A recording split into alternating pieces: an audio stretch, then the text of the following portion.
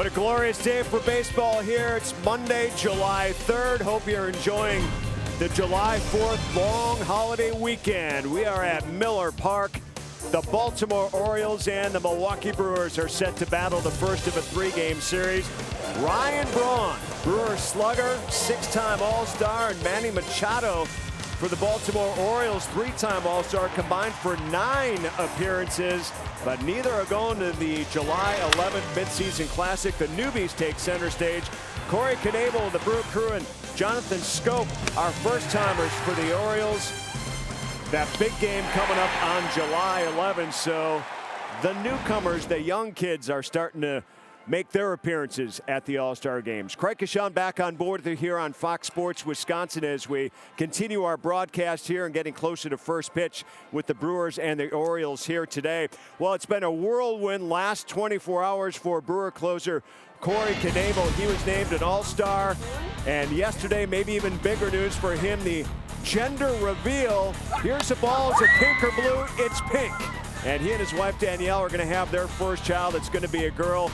Great news for them. That happened yesterday morning here at Miller Park. And then Knebel officially named an All-Star after the game yesterday. There's the envelope that will officially bring him to Miami, and he's there with his manager, Craig Counsell. Here's Corey Knebel talking about the experience yesterday and what he's gone through here in 2017. You're still closing out games, and in the All-Star game, you know, that's the best of the best in there. And I'm just honored to be able to be a part of them, to be on the same team, be on the same field as these guys. But I know that this is my team right here, and we're here to win games. So, you know, I'm going to enjoy every bit of the All-Star game. But I know that once I come back, they're going to welcome me back with open arms. Glad to have you back. Let's go win some ball games. Well, there's the first-time All-Star Corey Knebel, second in the league in strikeouts. He has that record string going as well for games this season with at least one strikeout. It's reached 40. And for more on Corey Knebel, let's go up to the booth now. Welcome in our game announcers for this afternoon, Brian Anderson and Bill Schroeder. And guys, you look at Corey Knebel and you appreciate the accomplishments of somebody, but you know how humble this guy is. It makes it even that much better, doesn't it? Oh, no question. You're rooting for him. And I think the biggest story with Corey Knebel, and remember, he's from my hometown in Texas, and he's the first All-Star from our little town. And he is bursting at the seams here with this All-Star appearance, but he's the closer. He's got to keep things somewhat in order for the next, handful of days, for the next week before he goes out to the All-Star game. And if you had a curveball like him, you'd be going to the All-Star game. And, certainly you got to really tip your hat to what Knebel's been able to do. Neftali Feliz started the season as a closer. He couldn't get it done. First opportunity went to Knebel, and he just took it upon himself to be that guy. 40 consecutive games or at least one strikeout. Outstanding stretch. He's got the 13 saves, and just overpowering some of these hitters that he's been going with, and certainly deserving of the All-Star appearance this year. He supplanted Neftali Feliz in that closer's role. Now he's headed to the All-Star game. Brent Suter is going to get the start here tonight for the Brewers. He'll be matching up against Wade Miley. We'll chat on that next.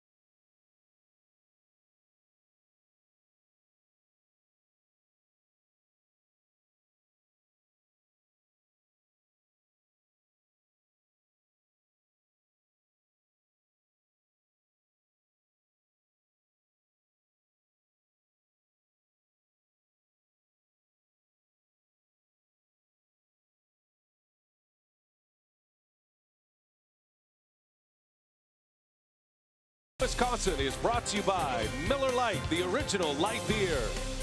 By Hupy and Abraham, voted best, rated best. Hupy and Abraham, tell them you mean business. And by Menards, save big money at Menards on all your home improvement needs. What a picture-perfect day for baseball on this 4th of July celebration. It's the 3rd of July, but we're playing day baseball. Many of you have the day off, and we welcome you to our Fox Sports Wisconsin telecast. Wade Miley on the mound for the Baltimore Orioles. Brent Suter will pitch for the Brewers. These two guys work extremely fast. It'll be like the fast break baseball version with these two left-handers. The O's have arrived in Milwaukee. Little interleague baseball. There's all-star Jonathan Scope, Adam Jones, Manny Machado, some stars you don't get to see that often. It's the Brewers and the Orioles, and it's coming up next on Fox Sports Wisconsin.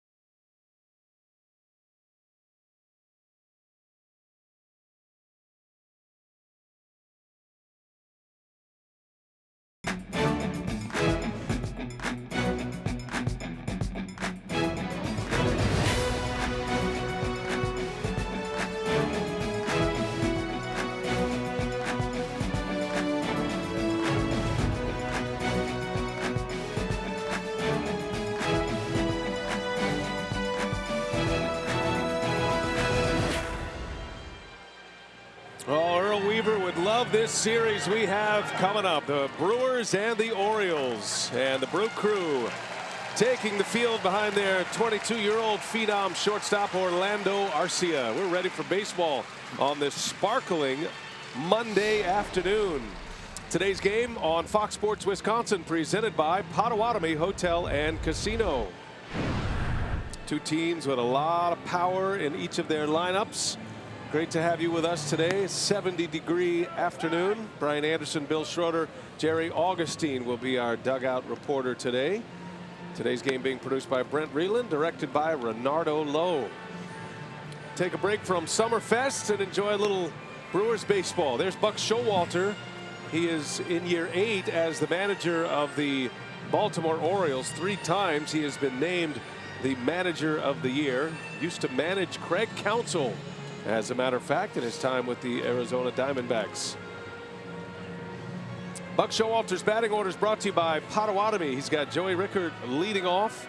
Manny Machado, the terrific third baseman of the Orioles, hits second. Jonathan Scope, an all-star this season for the first time. He'll play second base and bat third.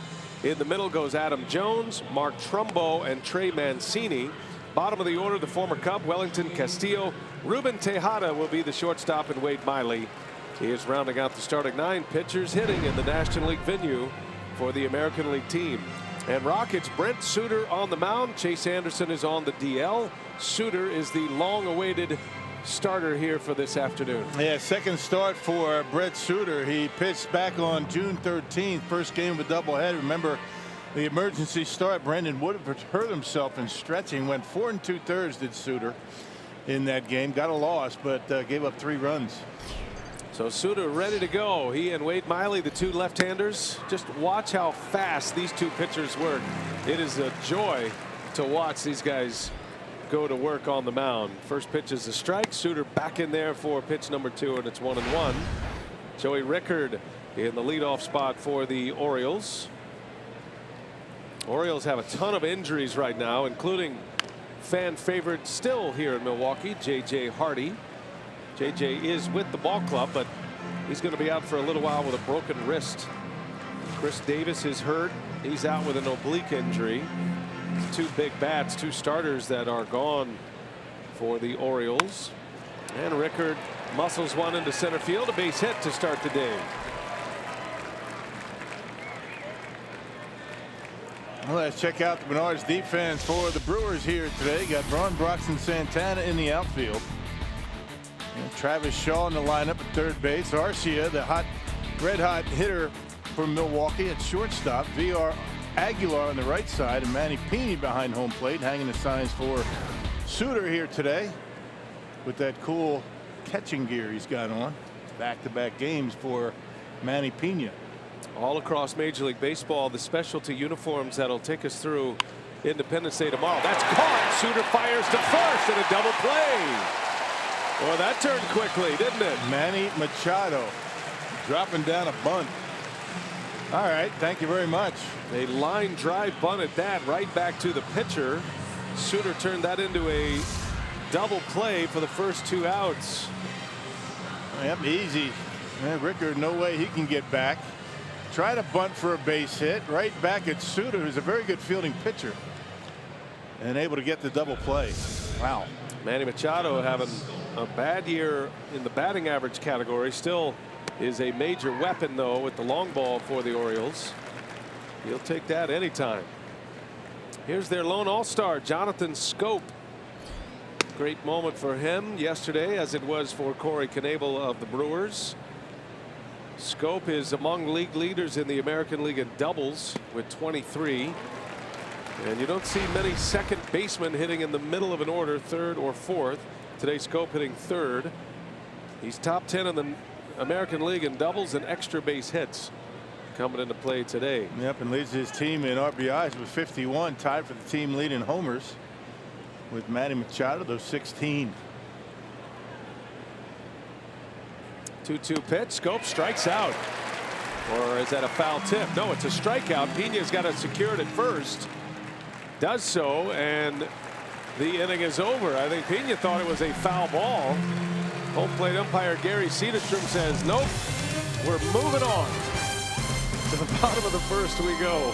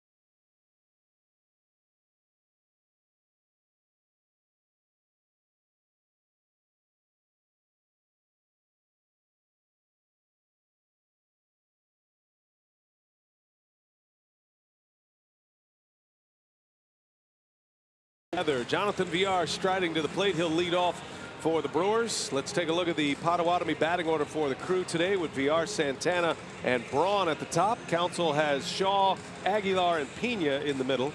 Broxton, Arcia, and Suter round out the starting nine that will face another guy who puts the fast break into the pitching process, and that's Wade Miley. Yeah, having a rough month of June, or I think I should say he did have a rough month of June. 2-3, earned run average about 7.5. 4 years with the Diamondbacks. Red Sox, Mariners, second year with the Orioles. Miley would be very comfortable in a National League setting. He'll get a chance to hit today. Orioles have actually had good success against the National League this interleague season. They are 8-4. Brewers are 4-3 against American League teams. They split home and home with Toronto. 2-2 there with the Blue Jays, and then they took 2 out of 3 from the Red Sox. And VR, the switch hitter, lines one to Scope. Now let's check out the rest of the Orioles as they line up defensively. Brought to you by Menards. Rickard Jones, Trumbo in the outfield.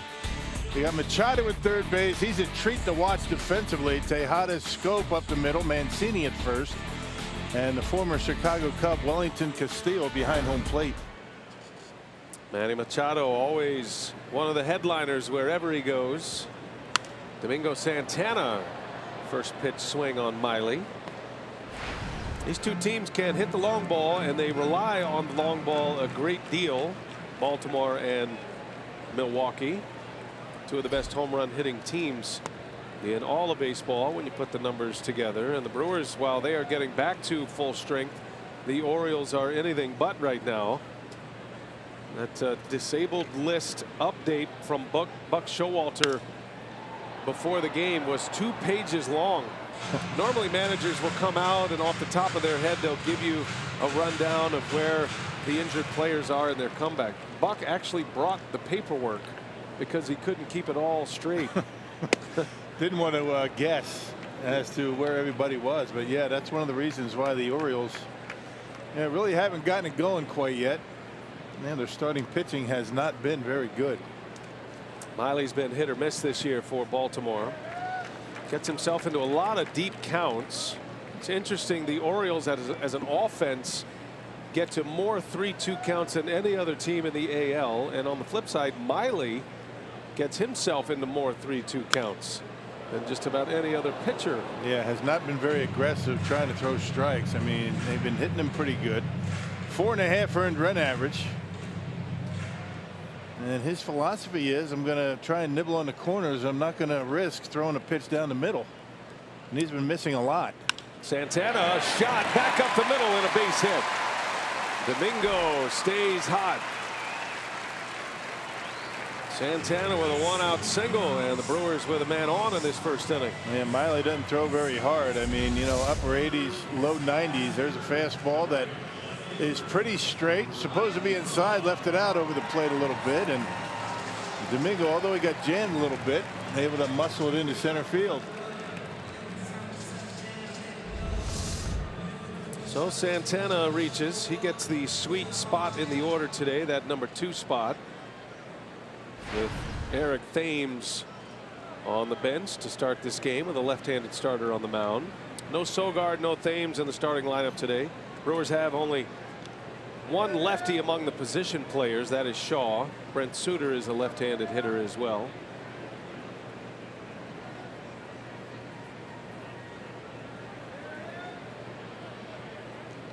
Miley facing Ryan Braun.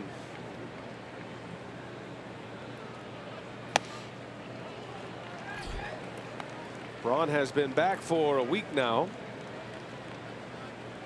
He returned to action last Tuesday against the Cincinnati Reds on the road. He and VR both returning to the active roster. Braun had a calf strain. VR was out with a back injury, back spasms. And both in the lineup together today. Braun has only taken 1 day off since his return. That was last Friday in the first game of the series against the Marlins. So he's been good. He said he feels like his calf is in order. He has no restraints whatsoever. He's hit lefties very well this season, as he has throughout his career. .310 batting average against left-handed pitching. Yeah, Braun's only had 29 at bats against lefties. Still pretty good. Only 1 home run. His batting average a lot lower than what he expects normally. Comes in batting .262. Braun still with a high OPS though at .882, so he's getting on base, and mostly for Braun it's about getting into the rhythm of the season. He really hasn't been able to do that with the calf strain that has sent him to the disabled list twice. Well, the Brewers are hoping that he will get into that rhythm, and because he did miss some considerable amount of time, it's going to keep him strong for the final push, the second half of the season. Still is going to need some days off, but the Brewers were able to maintain first place while he was hurt. He's hit in all 5 games that he has started since coming back from the DL. And Braun chops it foul. Very few Brewers have experience against Wade Miley. Braun is one of them. He has the most at bats against Miley. He's actually 2 for 9, and both of his hits are homers.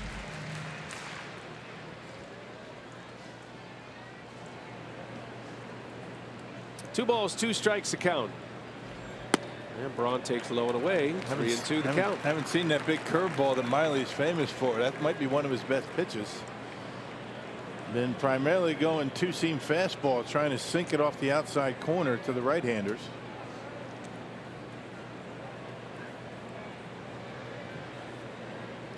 Santana with a 1-out single. He's at first. We're just underway from Miller Park this afternoon. And a little tapper foul. It is a rare Monday day game. Figuring a lot of folks would have the early part of the week off. I like this move by the Brewer front office. Yeah. A little day baseball, bright sunshine here in Milwaukee. Come to the game, head down to Summerfest. We'll have the fireworks tonight at the Summerfest grounds. Good idea. There'll be a ton of people, hundreds of thousands, closer to 1 million people down for the fireworks. Only day game in Major League Baseball. And Braun draws the walk. So there you go, Rob, right on cue. Miley gets ahead, starts to nibble, and he issues a walk, and now the Brewers threatening with 1 away. Yeah, 46 walks coming into play today and 74 strikeouts. I mean, he throws a lot of pitches out of the zone. The Brewers, their success against Miley is going to be dependent upon how patient they can be. So Miley will face Travis Shaw.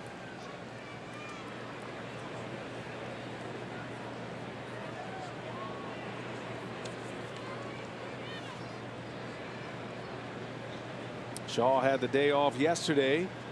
Back in the starting lineup. He gets a spinner from Miley for strike 1. 17 homers is a career high. 59 RBIs is among league leaders for third baseman in the National League. He's third in that category. And that's a base hit. Down into the corner it goes. Santana will score easily. Braun on his way to third. And the Brewers strike in the first inning once again. Travis Shaw, RBI number 60. He hangs in there so well against left-handers. He doesn't give an inch. And there's that slider I was talking about, that breaking pitch. It's just kind of hung up there. And Shaw able to put a good swing on it. A little bit off the end of the bat, but gets it down the line. And Brewers strike first. And that first inning success from Milwaukee. They scored a ton of runs in the first inning. Best in baseball by a long shot. First inning RBI on the second hit of the inning. 1-0 Brew Crew. 1 out in the inning. Runners at first and third for Jesus Aguilar.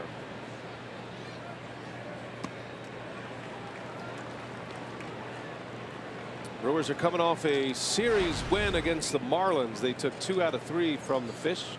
Lost yesterday after winning the first 2 games. The lead in the division is 2 over the Chicago Cubs. Cubs won yesterday in Cincinnati to avoid a sweep at the hands of the Reds.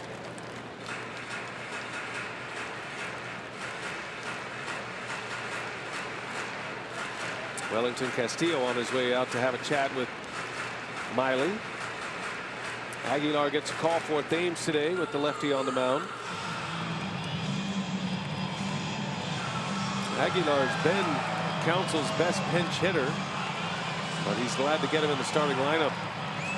Now the third time in the last 5 days. Standings in the Central Division as we begin play today. 2-game lead on the Cubs, 3.5 over the Cardinals, who lost at home last night against the Nationals.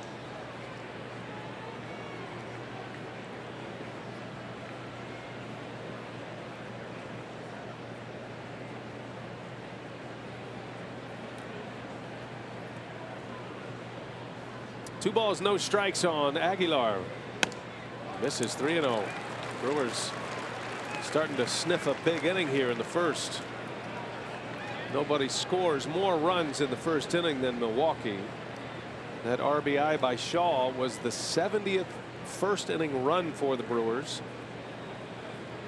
The closest any team has come to Milwaukee, the Reds and the Marlins, they've scored 61 first inning runs. So they're +9 on their nearest challenger. Always good to get off to a good start, and the Brewers do it often. Always important, but always good to get off to an early start at home. Walked him. Second walk of the inning. And now the bases are loaded with only one out. And it's going to be an early trip to the mound by the Baltimore Orioles pitching coach, Roger McDowell.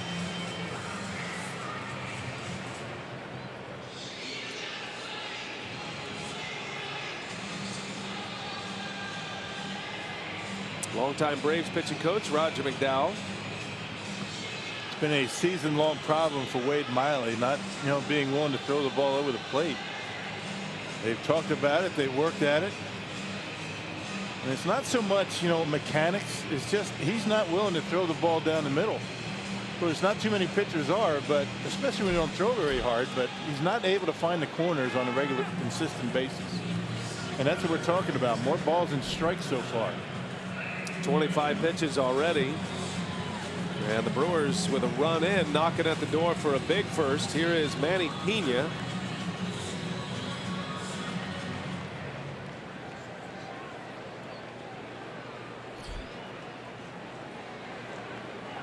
Miley works from the stretch.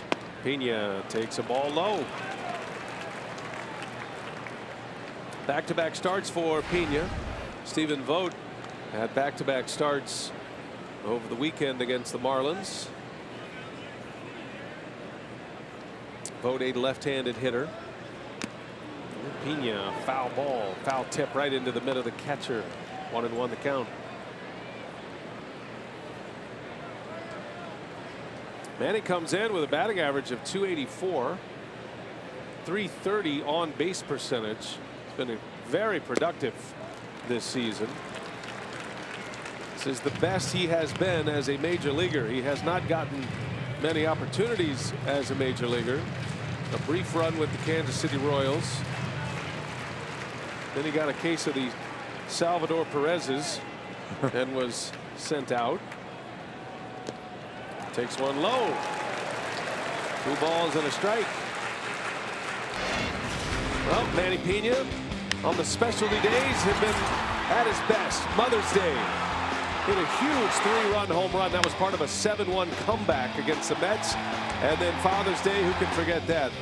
Late home run to give the Brewers the lead. And now he's in his Independence Day uniform, and he lines one to left, a base hit. Braun will score. Everybody up a base, and the line keeps moving. 2-0 Milwaukee. Yep, a 3-1 pitch, fastball down the middle, and Pena. I'll tell you, the catching tandem, whether it's Pena Bandy or Pena Vogt's been a good one. Fastball down, a fastball over the middle of the plate, goes down and gets it, and rips it. And you can see Santana being a little bit, or I should say, it was Travis Shaw. Wasn't sure if that ball was going to be caught. He had to take a couple of steps back. 2 runs are in. RBI number 24 for Pena. And here comes Keon Broxton now.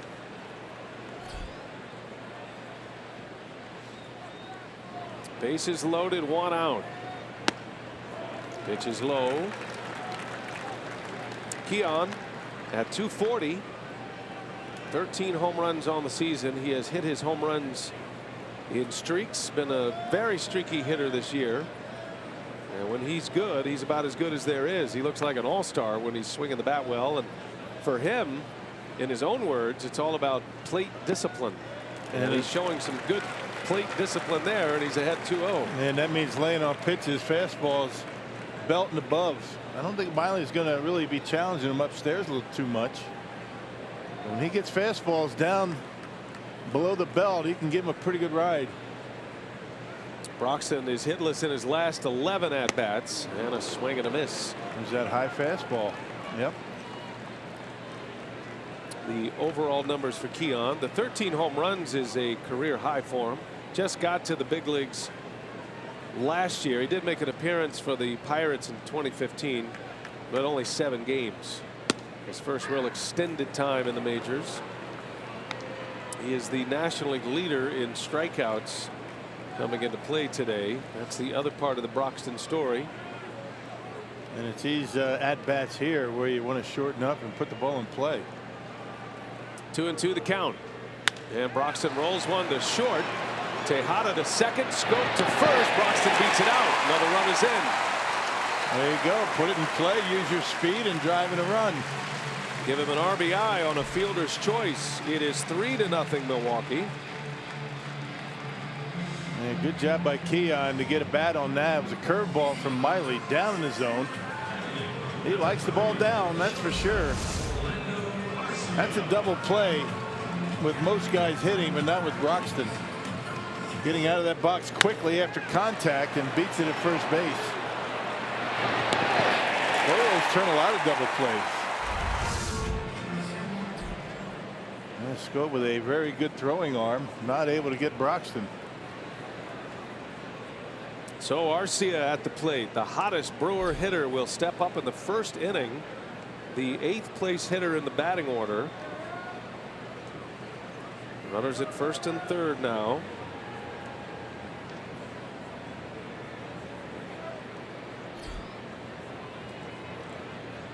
Arcia has been on a tear and has added some slugging percentage to his line here lately. His last 9 games, he has 3 doubles and 3 homers while hitting .469 over his last 9.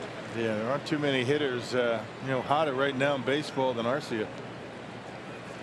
Orlando comes in with a batting average of .288. It has been a fast rise for Arcia from the low 200s 6 weeks ago to where he is right now at .288. He's basically raised his batting average 80 points in about 5 weeks. Not easy to do. No. Craig Counsell was talking about Arcia before the game today, and while we are raving about his power lately, mentioning those 3 doubles, the 3 homers in his last 9 games, Counsell points back to the time when he was struggling and he was concentrating on right field, that inside out stroke, and that's exactly what he does.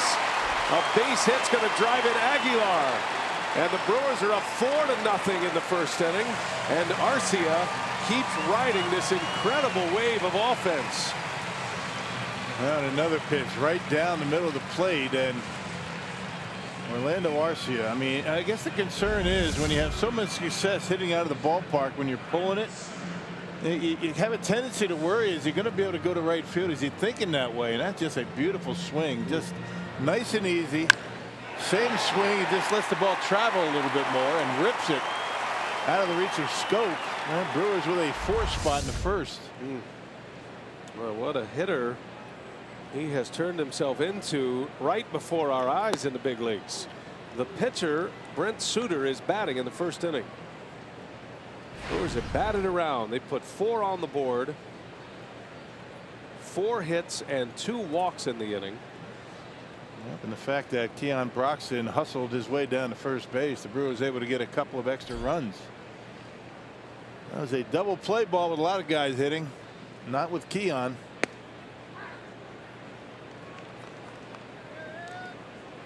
Already bullpen activity for the Orioles. Jimmy Yacobonis getting loose. There's a strike to Suter. Brent does have a hit this season. Little opposite field handle shot past the shortstop. Nonsense. That was a line drive. You know what? Now that I think about it, that was a rocket. You know, there's in the StatCast era, exit velocity, I think, might be up there as an all-time record. Yeah. I can't remember which of the case. That's about the swing he's looking for right there, too. I remembered a little bit differently than you did. That was. It's too bad we can look up this stuff now.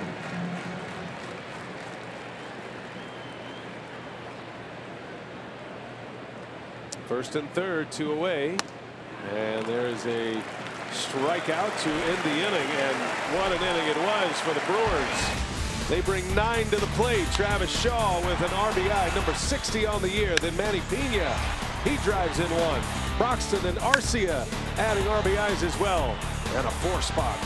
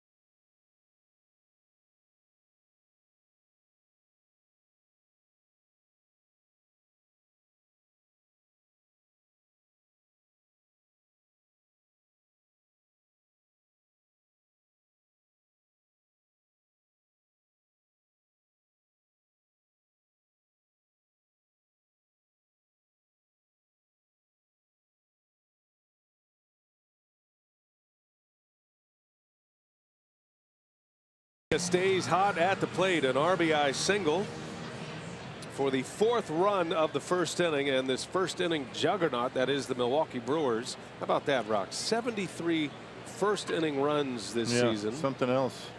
Hitting .307 in the first, all those homers as well. OPS best in baseball as well. 73 runs. This is game number 85 for the Brewers on the season. It's always good to get the opponent on their heels early. Well, Brent Suter, who is essentially a spot starter now for Chase Anderson. Don't know if he's going to continue in the rotation, but I suppose what he does today will go a long way in determining who will be next. Suter would gladly just take that role. Right. Anderson's going to be out for a while. He has an oblique injury, and you're probably thinking 4 to 6 weeks for him.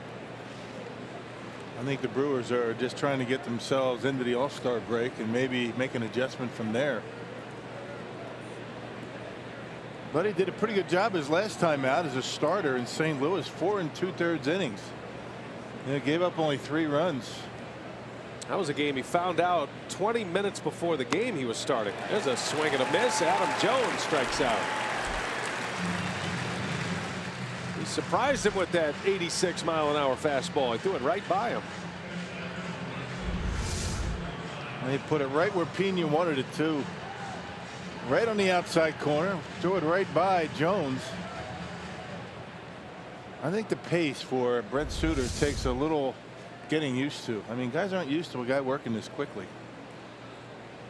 He creates pace with his motion, his tempo, to make up for the lack of pace he has with his fastball. Yeah, velocity. I get guys thinking very fast.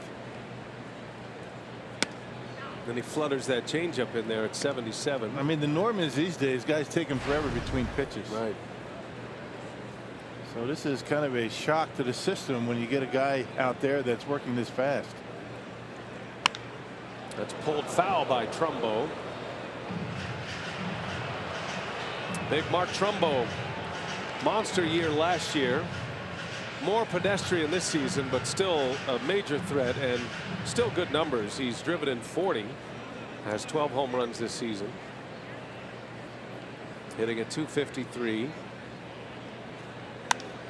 In the air, he got jammed. Fly ball to right. Santana is under it, and that'll be out number 2. Time now for our car scoop from the clubhouse. Michael Blazek arriving. That was an announcement earlier today. He knew about it. He was in transport, but Michael Blazek arrives to fill the spot vacated by Paolo Espino, who was sent back to AAA after his outing yesterday. Good to see Michael again. Yeah. He made 10 starts down at AAA. Good numbers. He had a 289 earned run average. He did work out of the bullpen as well. Blazek said he was very much enjoying the starting role in AAA, but is more than happy to be in a bullpen role in the big leagues. And he has a big fastball, if you remember. Suter ahead of Mancini. Quickly, 1 ball, 2 strikes.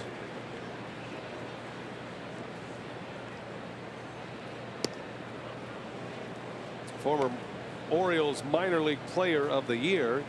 He's getting the start at first base here recently in the absence of Chris Davis.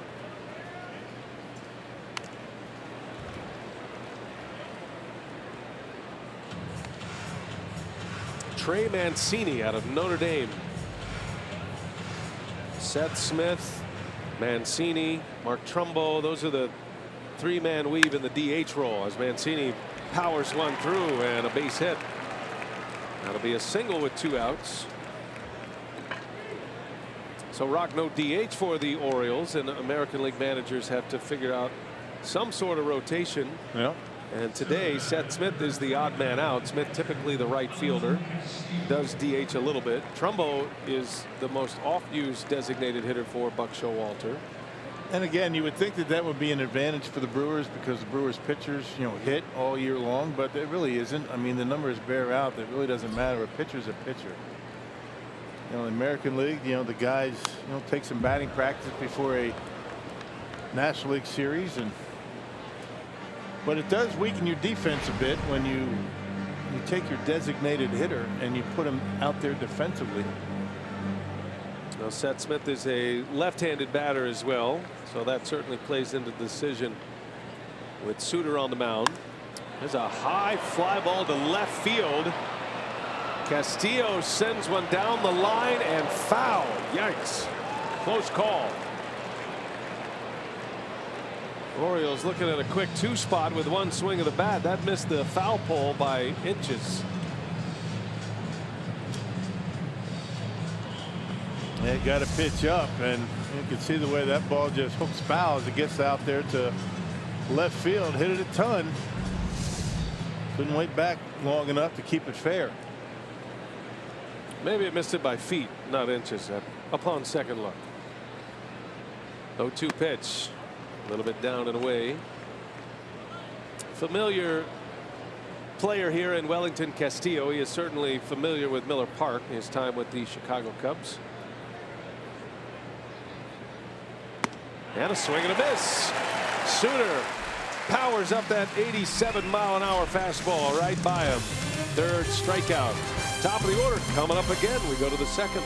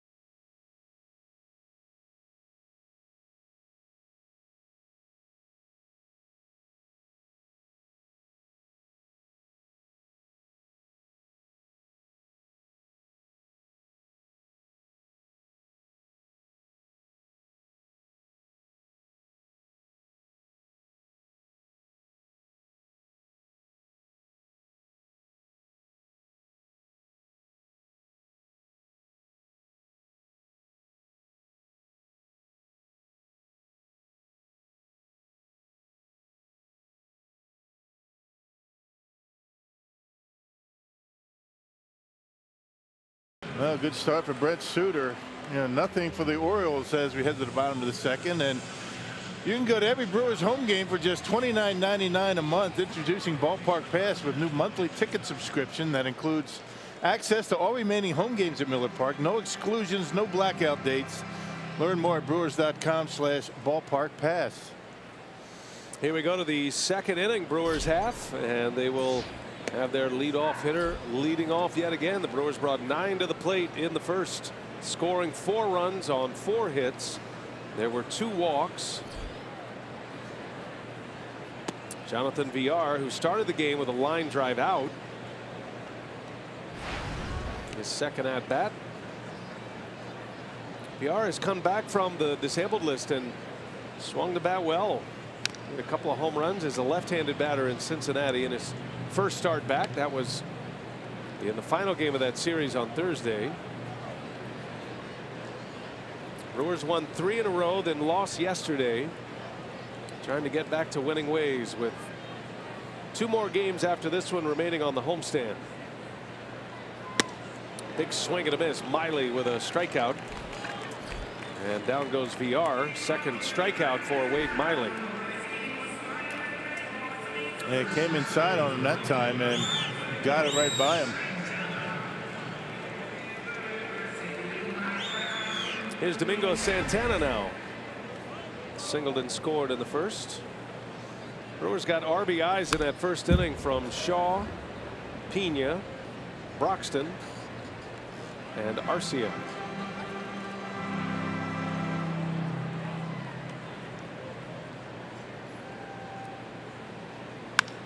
Into center, base hit. Santana is 2 for 2, and both singles have come up the middle. And both times he's got it down on the trademark just a little bit. That time it was a curveball. Santana waiting back nice. He got those quick hands. Even when he gets jammed, he's able to muscle it into the outfield. Yeah, that curveball that just stayed up in his zone, and Santana able to hit it hard into center field. Santana's having a nice homestand. That's his 6th hit already. In his 4th game, he's 6 for 10 on the homestand, just getting his day started today. 2 for 2. And he's on with 1 out for Ryan Braun, who walked and scored in the first.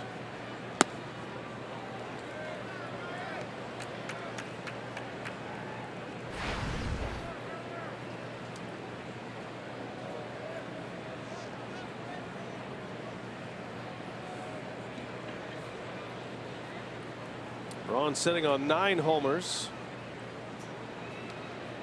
He's hit a couple since coming back. He's missed a good chunk of the season. Ryan is only playing in his 36th game of the year. Calf strain put him on the disabled list 2nd week of May, and then he tried to come back and came back a little too early. Was only back for 4 days. Had to go right back on the disabled list. That was the 3rd week of May, and there's a swing and a miss. Well, think about it. I think the Brewers are feeling pretty good about that whole thing with Braun. I mean, they're in first place. He missed a lot of time, and as we talked about in his first at bat, I think it's going to help him in the second half this year to be able to stay strong and stay on the field. Counsell said there will be regular maintenance, not just for the rest of the year, but the rest of his career for Ryan Braun, and he knows that. He's good about alerting the manager when he needs a day. That's a bouncer through for a base hit. And the Brewers are just chipping away at Wade Miley. Yeah, Death by paper cuts, as they say. That's right. Yeah, Santana got jammed. A base hit into center field. This is a ground ball in the left field. Yeah, pitch down and in, 92 miles an hour. Yeah, Ryan Braun just feasts on left-handers that really don't throw hard. Miley fits that bill perfectly for Ryan Braun. Braun is on for the 2nd time, a walk and a single. The Brewers have 6 hits. All of them are singles. And here is Travis Shaw, who drove in a run with a single. That's going to get away from Castillo. Both runners will advance. So a guy who gets a lot of ground balls and is looking for a chance to maybe get a double play ball. That is nullified here. And the Orioles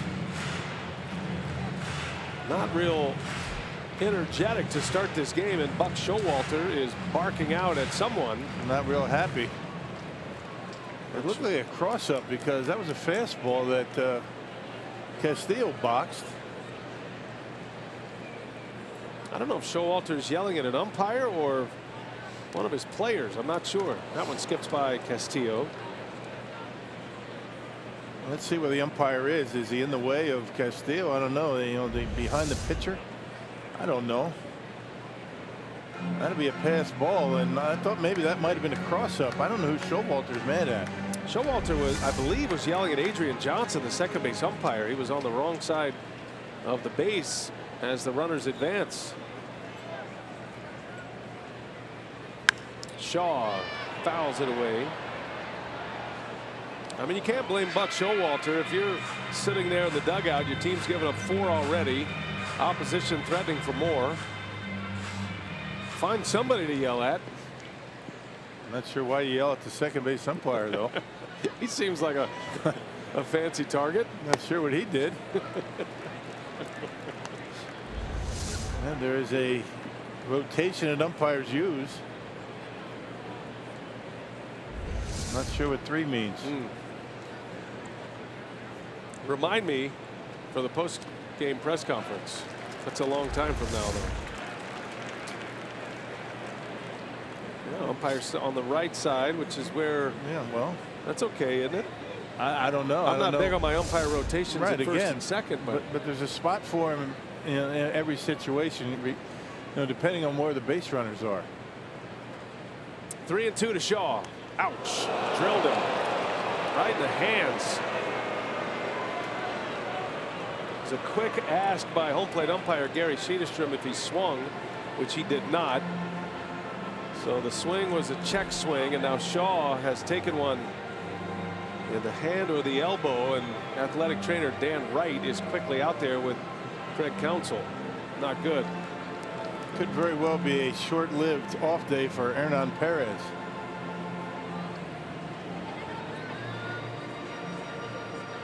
Some players turn their back on inside pitches. Some turn in, and the ones that turn in, like Shaw, You see where make it hit him. themselves susceptible to injury. Right below the thumb, it looked like. That's what they're looking at. It's his glove hand. He's a right-handed throwing third baseman. We've seen a lot of players go to the disabled list with injuries like that. A lot of little bones around that area. Trey Turner was the latest of which will have to go on the DL. Looks like Shaw is going to be okay. He sends the athletic trainer back. See if we can find out where it got him exactly. Yeah, right on the meat of that left thumb. Well, he's going to be able to run anyway. Whether he continues after that remains to be seen.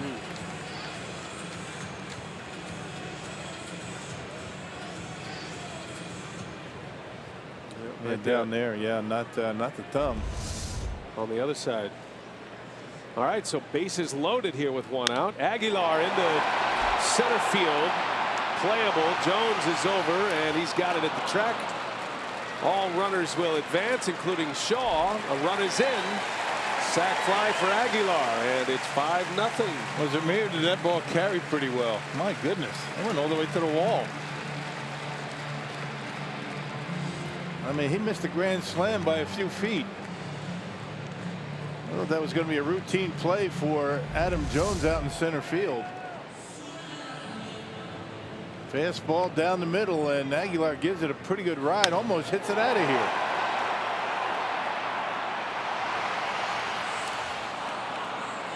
Yeah, Jones just kind of cruising back, knowing he had no play at the plate.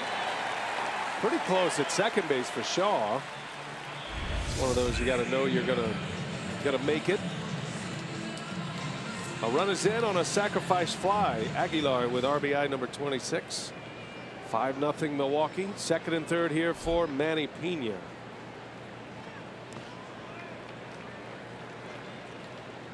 Pena's having a great run this year against left-handed pitching.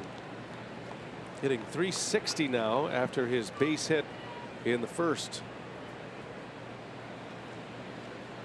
It'll start to look like a platoon with Pena and Vogt. Pena will get all the starts against left-handed pitching. And Vogt, you wouldn't figure would bat against lefties in a starting role, but Pena will get some starts against right-handers as well. It's just the volume of right-handers versus left-handers, and got to make sure that it's a pretty balanced ledger with playing time for these two. Yeah, because Vogt's swinging the bat well since coming over. I mean, real well. He's been a nice addition. It's early. Jet Bandy was struggling at the plate, but the catching core and now trio has been a big story for the Brewers this season. Good for Jet Bandy, though, who's gone to AAA and is swinging the bat well at AAA. Had a good game when he first returned to the minors. Get that bat squared away. Brewers went from having no catchers, very questionable in their catching core after the trades, to feeling great about their catching situation. That's one of the biggest wild cards the Brewers had going into spring training. Who's going to catch and how would they do? I think that question's been answered over and over again. Trading Jonathan Lucroy to the Rangers last year, and then trading Martin Maldonado to the Angels this offseason. Into center field, long run for Adam Jones. Ball's carried, and it's down for a base hit. One hop out of here for a ground rule double. And Manny Pineapple delivers two for the Brew Crew. 7-0 Brewers. Well, 3 RBIs on the day for Manny Pena. Gave that one a ride. Showalter's upset at somebody. I'm not sure who he's upset with. He's looking down at Eric Cooper, the third base umpire. And he'll take his starter out. Pitching change in the second inning. For the second time in the last 3 days, the Brewers offense has chased a starter in the second frame.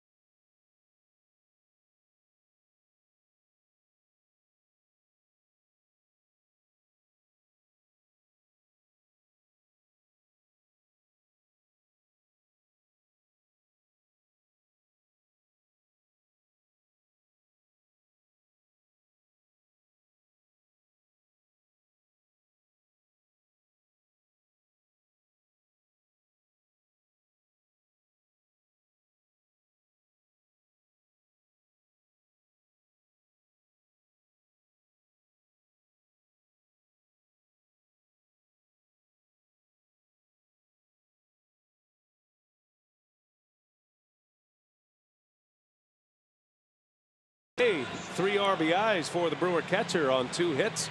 That's all coming in the first 2 innings. 7-0 Brewers, and the Brewers have chased starter Wade Miley. Jimmy Yacobonis will be on the mound for the Orioles now, and I'm sure Buck Showalter is going to ask him to give him a few today. Yeah, no kidding. He got called up from AAA Norfolk on June 11th, made his major league debut that day. Had some good numbers down in the minor leagues. He had 27 appearances, 25 strikeouts, and a .93 earned run average. He only gave up 4 earned runs in just shy of 39 innings down in the minor leagues. Keon Broxton will be the first to hit off Yacobonis. Wade Miley gives up 7 earned runs in an inning and 2/3. 6 of those 7 hits that he allowed were singles. The only extra base hit was that double by Manny Pena. So 2 gone. Broxton is up there. Runner at second is Pena. And Broxton into right, coming in slowly, but making the catch is Trumbo. And the inning is over. What a start for the Brew Crew today. Interleague baseball against the O's. And the Brewers are up 7-0.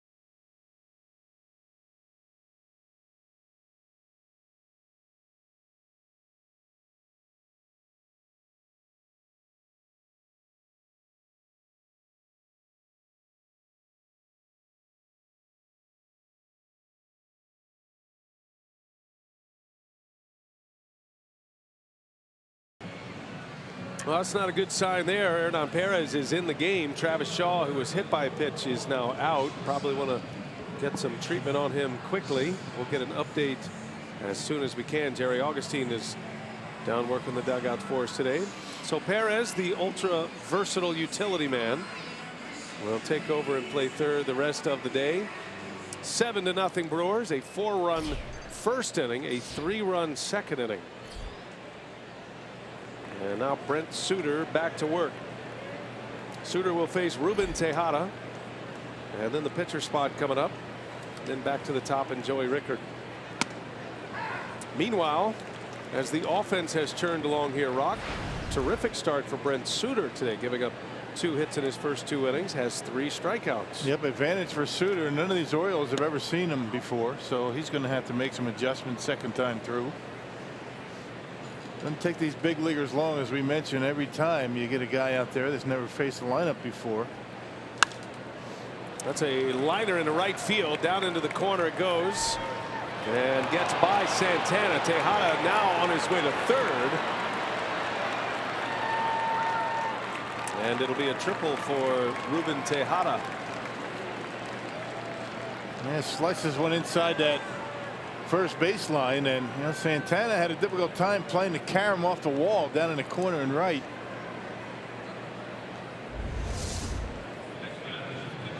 You see that cut fastball, the fastball that was on the outside corner, and Santana didn't play the carom very well. Runner at third, nobody out. On the ground, Yacobonis, the pitcher, is going to get an RBI out of this. And so the Orioles are on the board as the pitcher delivers quickly. I didn't even have a chance to set up the great hitting prowess of Yacobonis. He was going to get that at bat over with quickly. Yeah, go ahead. You got a couple of seconds. I don't think so. I think my time is gone. Jimmy Yacobonis, his first ever major league at bat, results in an RBI. By the way, that will not be a triple for Tejada. The official scoring has come down. Double, right? Or an error. A single and an E9 is single is the ruling. Okay. 2-base error. Ball down that like that in the corner. Interesting call. Well, you figured there was going to be an error in there somewhere.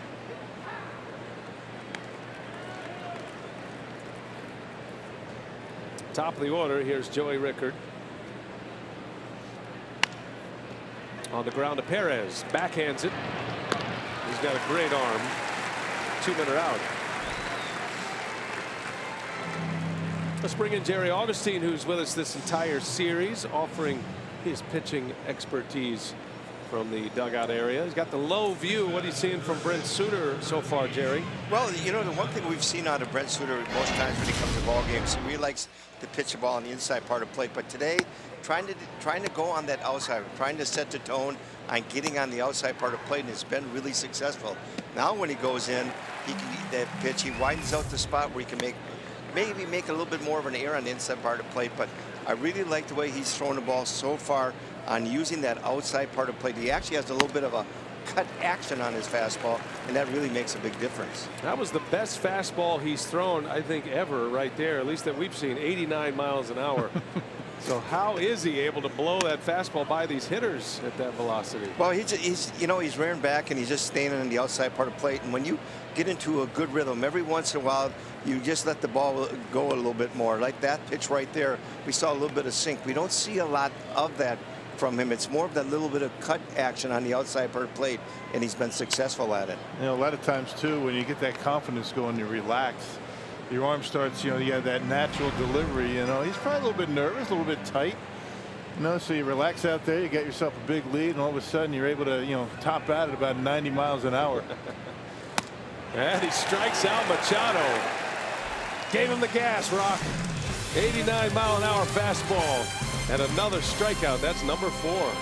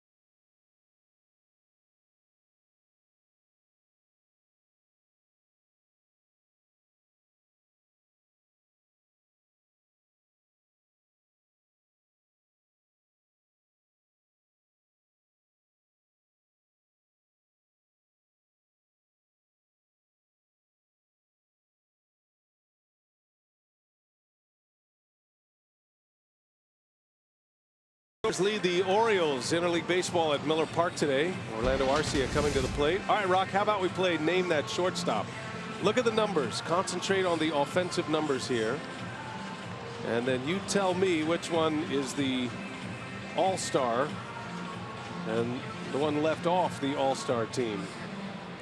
Granted, he's been a late bloomer. All right, we'll give it to you. Zach Cozart, Corey Seager. And the point, Orlando Arcia, at 22 years of age, is starting to put up all-star type numbers offensively, which is what usually gets you to that all-star team. And you know he's giving a Gold Glove performance every day defensively. He takes a back seat to no one in baseball with the glove out there at shortstop, without a doubt. Those are terrific shortstops. And Arcia, how about he adds one more to the mix? There's another base hit. Just in a groove right now. He's just confident up there. He's got a good stroke going. I mean, nice and easy. He's not over swinging. He's seeing the baseball. The game is slowing down for him at the plate. You know what it is? It's slowing down for him at the plate like it seems like it's always been slowed down defensively. He's got that little leg kick. He kind of kicks the leg out there. That's his mechanism to stay back and then just down and through the strike zone and gets the base hit. Seems like he's barreling everything up too. Not a whole lot of cheap hits in there. Check it out. He stays back with that little leg kick and always seems to be on balance after the swing. An inside-out approach has served him well, and then as he started to get some confidence and pitchers started working him inside, he started dropping the bat head and ripping baseballs down into the left field corner. Suter with the old butcher boy play, pulls the bat back and fouls it off. He is feeling good today, isn't he? Frisky. He's having a blast out there. Never had a bad day as long as we've known him. This guy shows up to the ballpark appreciating every moment in the major leagues.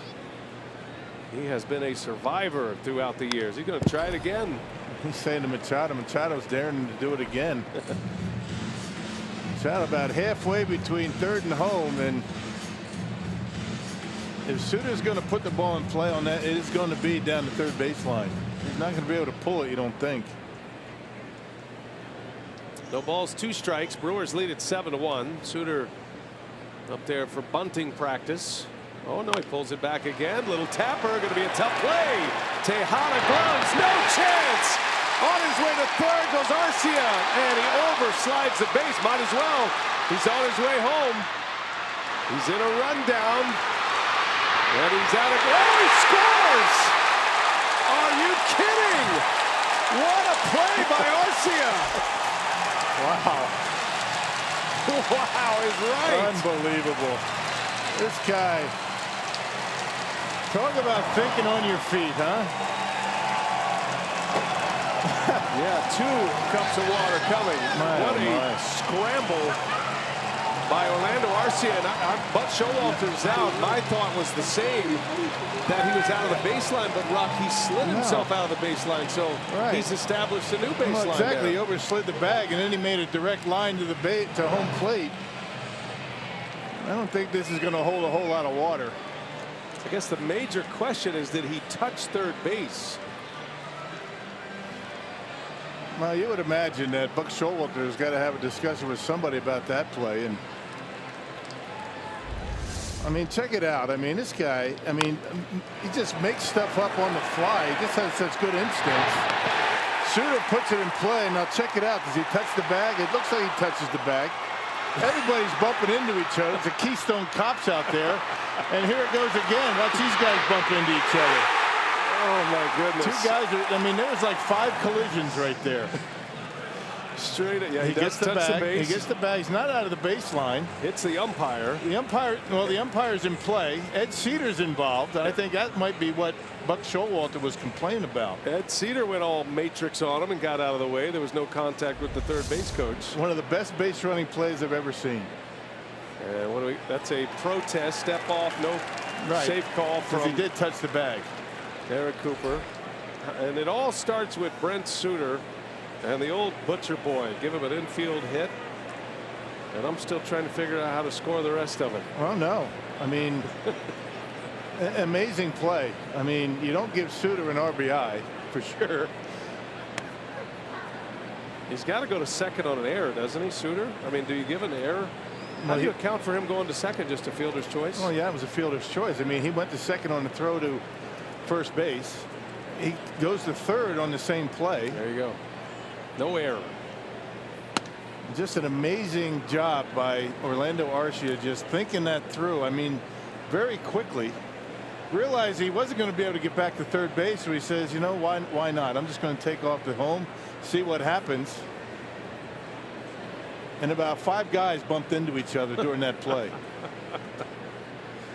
Yeah, he deserves a cool down. You know what we do next time we show that? Put the Benny Hill music to that. That's something you'd see on a Saturday morning on the Little League fields, not on a big league diamond.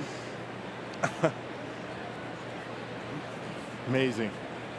Just amazing. You never know what you're going to see with this kid. Something else.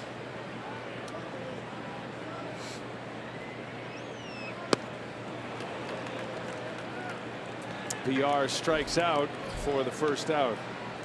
We haven't. I don't think we have clearance for the Benny Hill music, but you get the idea here. You can only imagine, but he never slows down around second base. Now there's a play. He overslides the bag. He says, you know what? There's no way I'm going to get back to third base. I touched first. I've touched the bag at third, and now all the bumping and goes on, and these two guys bump into each other, Crazy. clearing the path for Arcia. And somewhere Carlos Gomez is laughing his tail off. That was as Carlos Gomez as there ever was right there. I mean, the pad he wears on the hand to protect the fingers for the slide. He couldn't get a grip on the base when he went by, and he slid right past third base. You know what that was like? The Diamondbacks trying to, get Arcia was like, Rocky trying to catch the chicken. That's right. The Rocky movies. I get it. Yeah. Very good. What a day it's been right here for the Brewers already. Man. Another run is in for Milwaukee. The pitcher Suter is out at second base. One away for Santana, who is 2 for 2. Well, you got your money's worth today if you bought a ticket to this game. There's a lot to see. That's a jam shot, little flare foul. Gonna slice into the seats.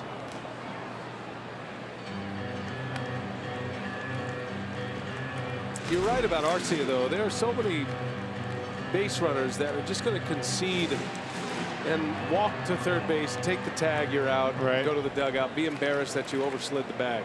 Arcia just kept fighting. Said, I'm gonna try to save something at least. The worst case scenario, I'm going to allow the base runner to advance behind me.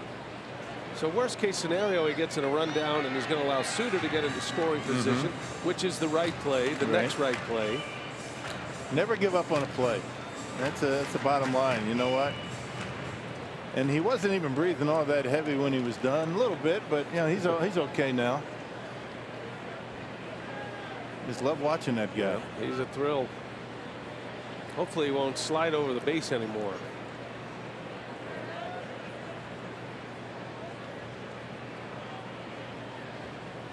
Suter out at second.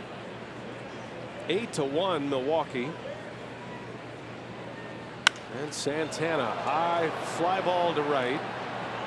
Suter's going to tag. Trumbo is under it. He's got it. And Suter will hold his ground. Second out of the inning.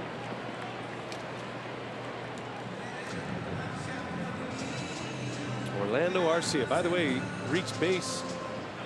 That single he had in the first inning. He's been on base 10 straight games.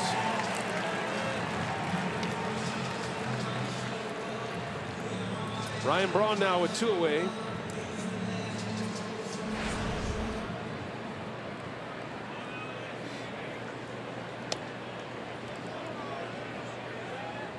Braun with a hit his last time up.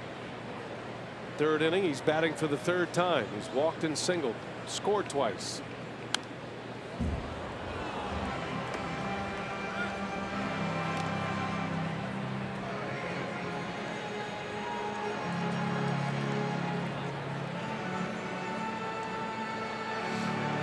By the way, just got an update from the Brewers clubhouse on Travis Shaw. He was taken out of the game for precautionary reasons. That's a much better description than what we thought it could be, in some kind of hand injury. I mean, he was hit in the hand by a pitch, but with the score as it is, and maybe the Brewers want to give that some attention right now. Yeah, put some ice on it, maybe get him ready for tomorrow or maybe the next day. It's a good report.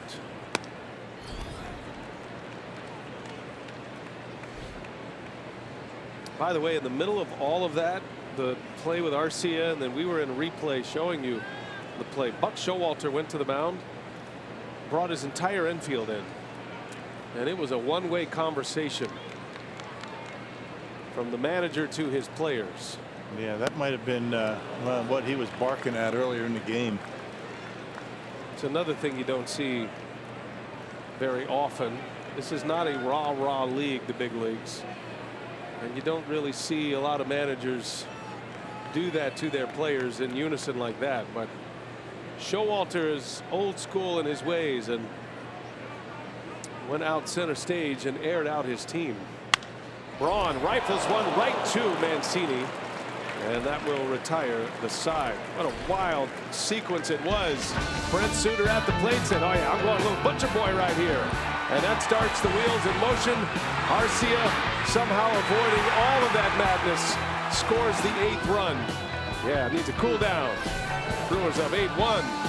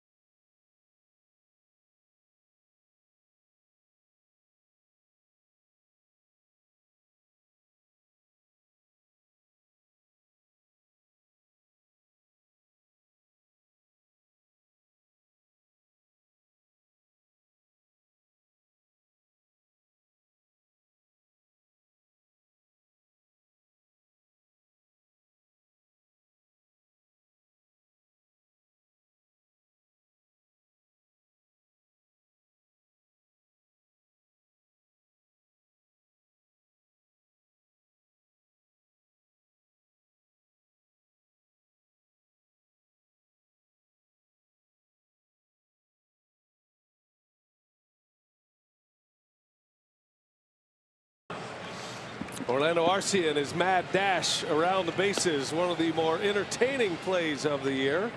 He's been in the middle of a lot of them. 8-1 Brew Crew as we head to the top of the 4th inning.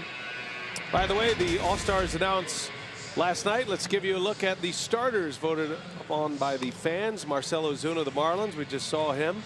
Charlie Blackmon, Bryce Harper in the outfield. Arenado, Cozart, Murphy, and Zimmerman. You got 3 Washington Nationals over there on the right side. And Buster Posey back as an all-star starter. Here's a look at the American League. There are no Orioles in this group. Justin Smoak's been a big story for the Blue Jays. The leading vote getter was the right fielder Aaron Judge, the rookie from the New York Yankees. So the all-star starters are in. All-star game will be in Miami on July 11th. The Brewers will have 2 more with the Orioles tomorrow and Wednesday. Got that day game makeup game with the Cubs Thursday. And then 3 in New York against the Yankees to finish up the first half and take us to the All-Star break. Remember the All-Star game July 11th on Fox. Joe Buck, John Smoltz, Ken Rosenthal, Tom Verducci. And a cast of thousands. Cast of thousands. All of our buddies. That'll be a fun watch. Corey Knebel and this guy at the plate, Jonathan Scope, are the 2 All-Stars for these 2 teams. Knebel, the Brewers closer, and Scope, the terrific Orioles second baseman. Aren't many second basemen like this guy. He is big, hits for power, has a very strong throwing arm. Kind of reminds you of a former Oriole, Bobby Grich. Good one. Got some pop in that bat.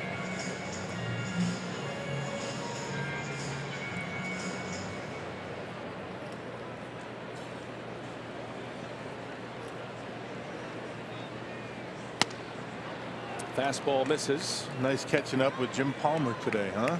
Yeah, one of the good guys in the game. Hall of Famer does television for the Orioles. He's working with Jim Hunter today.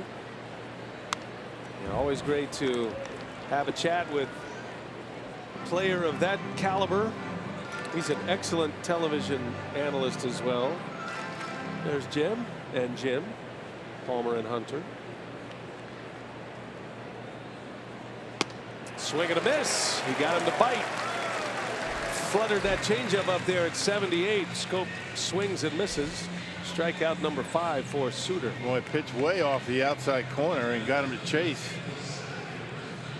I'll bring up Adam Jones. Look how far off the corner this is. Wow. I guess he's imagining that's going to be a curveball of some sort or some kind of breaking ball that's going to come back into the plate. It didn't. went the other way. Adam Jones takes a ball. Maybe still reeling from the browbeating that his manager gave all of them. I think that might have something to do with it too.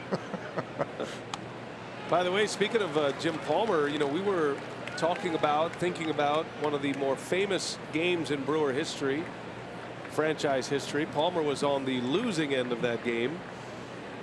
1982, the last game of the year.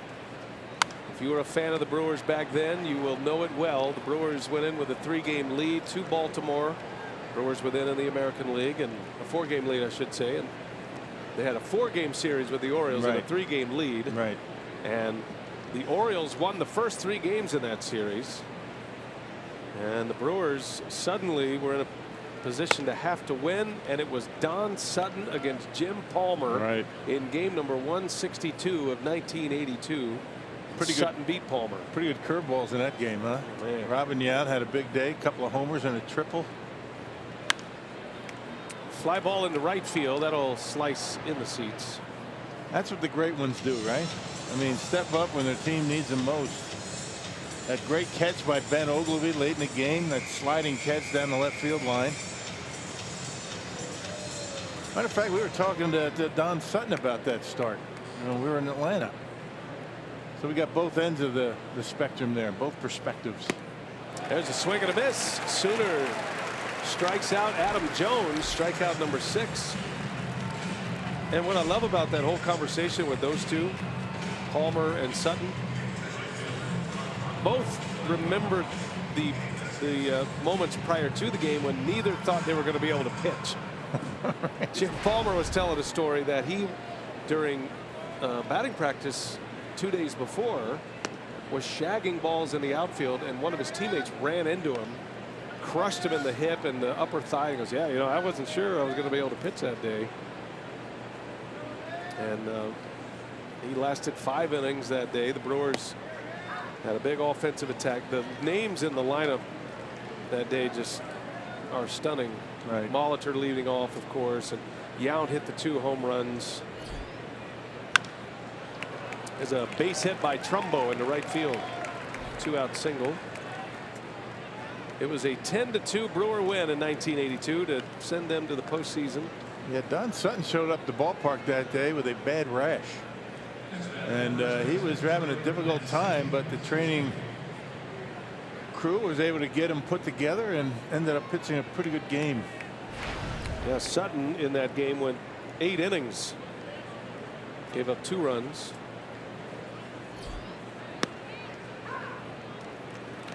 Molitor, Yount, Cooper, Ted Simmons. I'm just looking at the batting order that day. Ben Ogilvy, Gorman Thomas. How about a lineup where Gorman Thomas hit 6th? Yeah.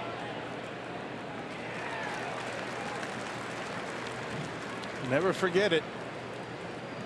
I wasn't there, but I'll never forget it. You were there the next year. Right. Jim Palmer claims that he would have won the Cy Young Award had he won that game. He would have been 16-4.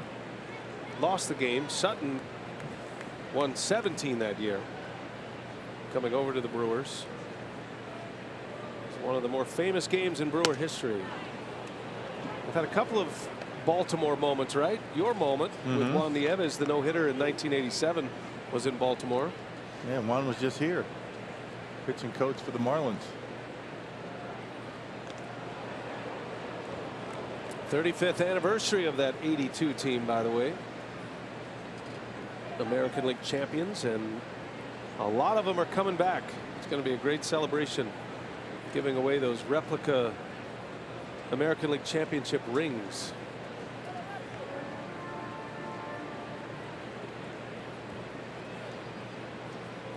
Orioles were at Miller Park 3 years ago. How about Sooner? Another punch out. He strikes out the side. He has 7 strikeouts to the first 4 innings. All Brewers this afternoon.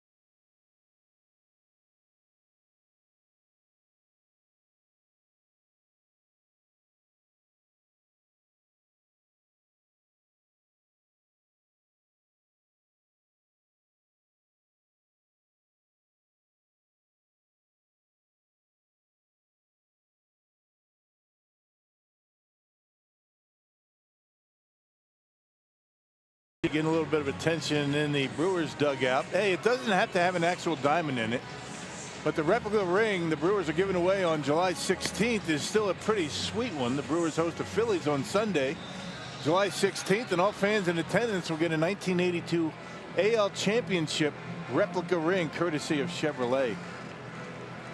This is a really cool ring. This might be one of the best giveaway items I've ever seen. Yeah. It's heavy. What kind of material are we making up this? It's not really for wearing, although you could wear it.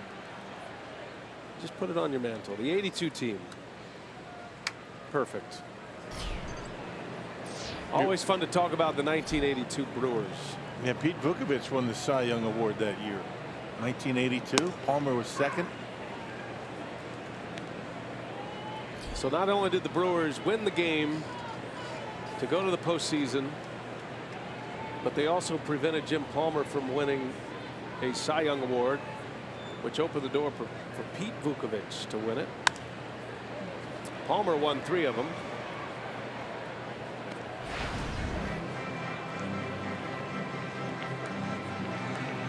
Brewers lead 8-1 here in the bottom of the 4th. First at bat for Hernan Perez. Came into the game for Travis Shaw, who was hit by a pitch, has left the game due to precautionary reasons, which is a good report from the clubhouse. Serious enough to give it some attention, not serious enough where you think he would miss some time, hopefully. 0-2 pitch. Perez into right field, going back on a Trumbo at the track. He's got it. And there is out number 1. On a day full of fun, this has been the one scary moment for the Brewers, that Miley fastball up and in on Travis Shaw drilled him. Yeah, got him on the glove hand. And I guess that's a bit of a break. If it was a throwing hand, it might be a little bit more of a tricky situation, but we'll see how long he's going to be out. Right down below the pinky, inside on the wrist, on the pinky side of the hand.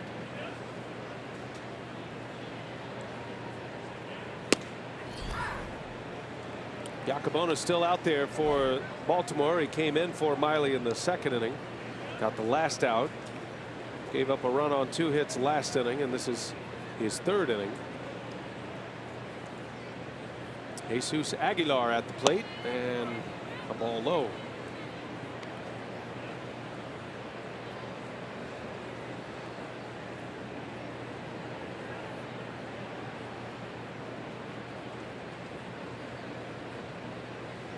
Aguilar drove in a run with a sac fly last time up. They'll ask if he went. Checks his swing, says Gabe Morales. And it's 2-1.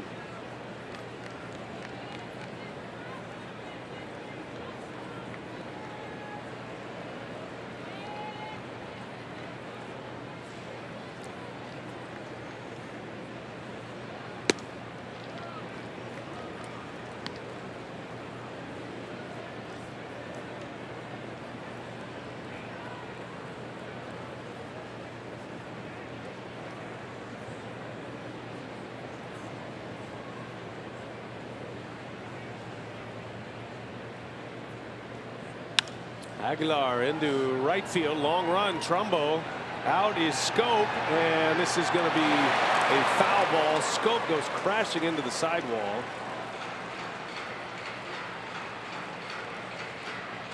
Aguilar will see another pitch. Yeah, it's a dangerous situation. We're going that hard over toward the stands. Yeah, that railing over there is about mid-thigh high.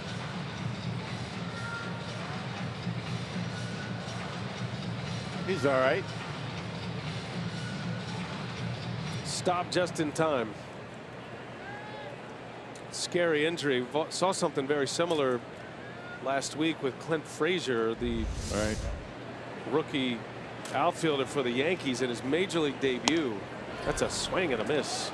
Powered it right by him. Big fastball from Iacobonas, and he strikes out Aguilar. 2 gone in the inning now. And here comes Manny Pena, having a good day already. 2 at-bats, first 2 innings. He's delivered 3 runs. first inning RBI single off Miley. And then Manny in the second inning blasted a double into left center, a ground rule double which scored 2. That made it 7-0. It's now 8-1. Great reaction by the Pineapple Express, Manny Pena. Plays a lot of emotion, does Manny Pena. He is one of the many Brewers players that has been given a second chance in the majors, or in Manny's case a third chance, and he has taken advantage.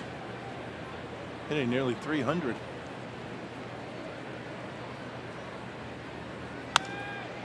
And a ground ball that's going to sneak through. Base hit. Pena with a single to right, and his third hit of the day.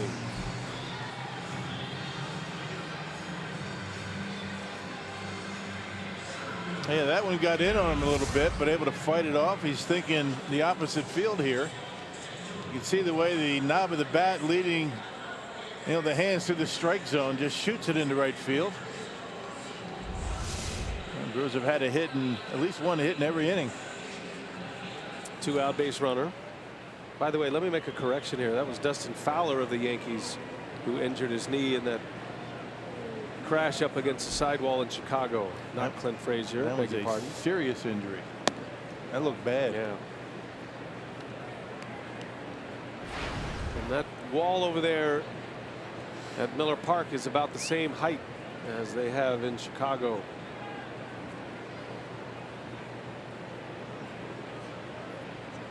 It's going to be a long recovery process for Dustin Fowler. That's one of the worst knee injuries you can have. Yeah, shame he didn't even get in that bat.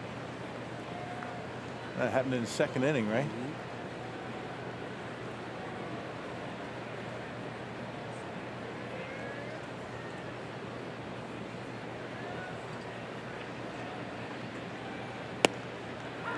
Broxton takes a strike, 1-2 the count. Brewers got 4 in the first, 3 in the second. It's the 4th time in the last 5 years the Brewers have scored 3 or more runs in each of the first 2 innings. They did it last year in August against the Reds. First time they've ever done it against the Baltimore Orioles. Into center field. And Jones is there. Sounded like a little off the end of the bat. One center fielder to the other. The inning is over. First scoreless inning for Baltimore.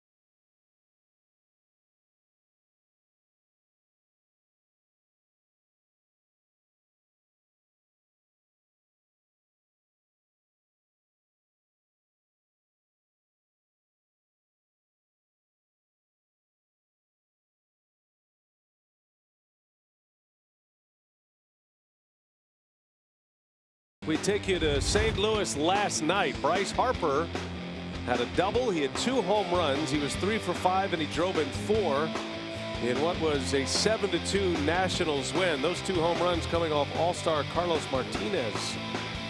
Harper has said he will not participate in the home run derby at the All-Star game. But he played a little home run derby last night, beating the Cardinals. 20 home runs now for Bryce Harper. Did you see what those pitches were? I mean, they were like, 6 inches off the ground. Just went down and got him, golfed him out of the ballpark. Does that make him a low ball hitter? I think he's every ball hitter. That kept the Cardinals 3.5 back of the Brewers, who lost yesterday as well to Miami. There's a bouncer to third. Nice play, Perez. And a good throw for the out. Castillo is retired. One away in this 5th inning. Brent Suter has been quite the story on the mound. Unlimited baseball break brought to you by T-Mobile. We'll give you some other news and notes around Major League Baseball. The Blue Jays acquired the embattled former Cubs catcher Miguel Montero.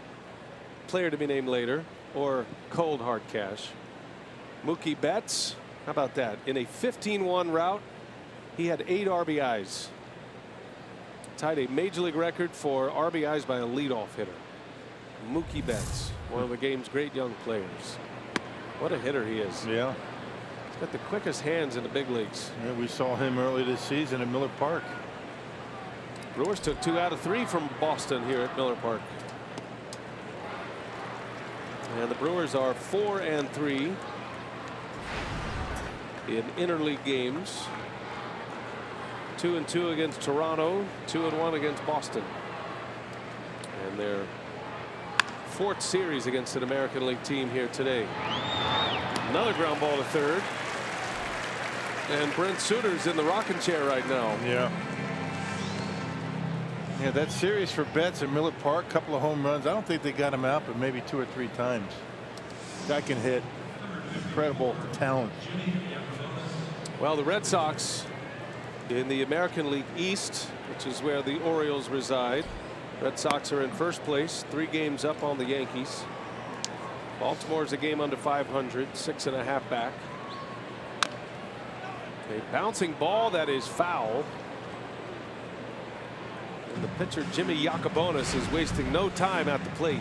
The other thing that Suter's doing such a good job with is with the big lead, throwing strikes. He's not messing around. He's throwing, getting ahead in the count, not messing with the off-speed stuff. I mean, here it is, hit it. I'm going to get ahead of you and then maybe see if you're going to chase.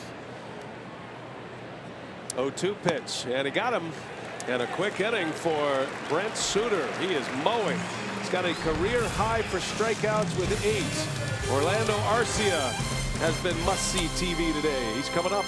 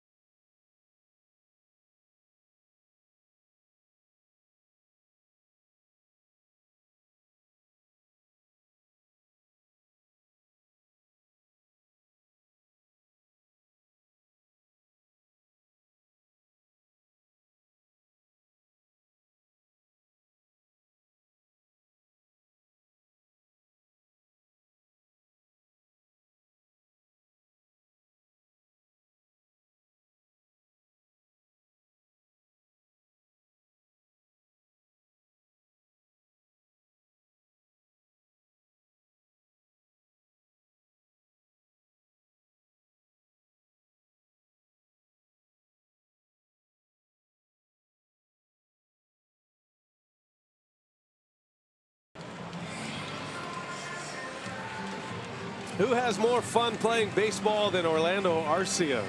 He's got 2 more hits today. He's had a crazy mad dash around the base paths. And this homestand, he has been on display. Remember the ice cream scoop out of the helmet? I'll take a little bit of that. He's been into the sausage races, messing with the fans. Look at, he made this kid's day on Saturday. Yes. And then this crazy dash around the base paths. Overslid the bag at third. He ends up scoring the 8th run for the Brewers, and everybody's all smiles with Orlando Arcia. And he's like that every day. Shows up every day. Incredible. Never seen him in a bad mood. I mean, you know, and that kind of energy is infectious. It really is. I mean, that's good for everybody in that dugout. It gets everybody fired up. Now, you know how Lindor is revered in Cleveland. Arcia is on that same track. Young Venezuelan shortstop. He'll lead off here in the bottom of the 5th, and on the first pitch, fly ball to right. Trumbo has been busy today, and he makes a catch for the first out of the inning. Brewers scored early and often. They scored in each of the first 3 innings. 4 runs in the first, 3 in the second, that added one on that Arcia jaunt around the bases in the 3rd.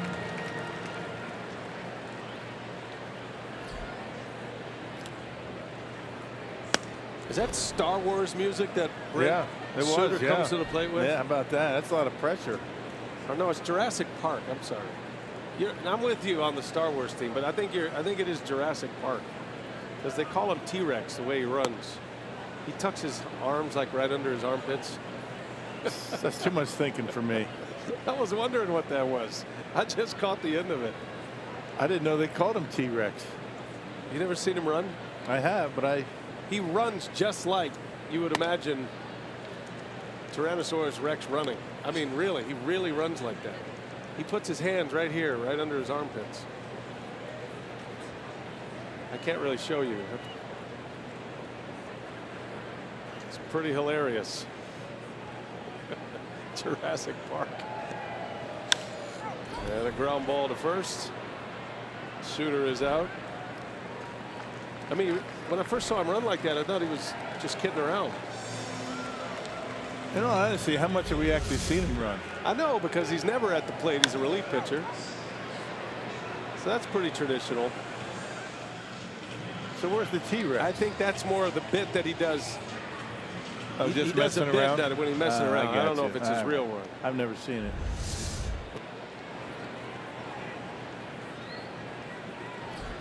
He was a big star in the Tim Dillard productions when Tim was doing his videos in the minor leagues. So he kind of like he kind of runs like this, and they call him T-Rex. You try it. No, I think I couldn't do that. You did a good job explaining it. I've known guys that we've called T-Rex because it's not the way they run. It's, you know, how they handle the dinner check when we all go to dinner. Oh, same principle. Kind of alligator arms. Yes. Yeah. Yes, same principle. We know guys like that, don't we? I mean, those T-Rex had really short arms for such a giant beast. From what I hear, anyway. Fly ball in the center field. And this will be a quick 1-2-3 inning. Good yucks at the old ballpark today. Day baseball on a Monday at Miller Park.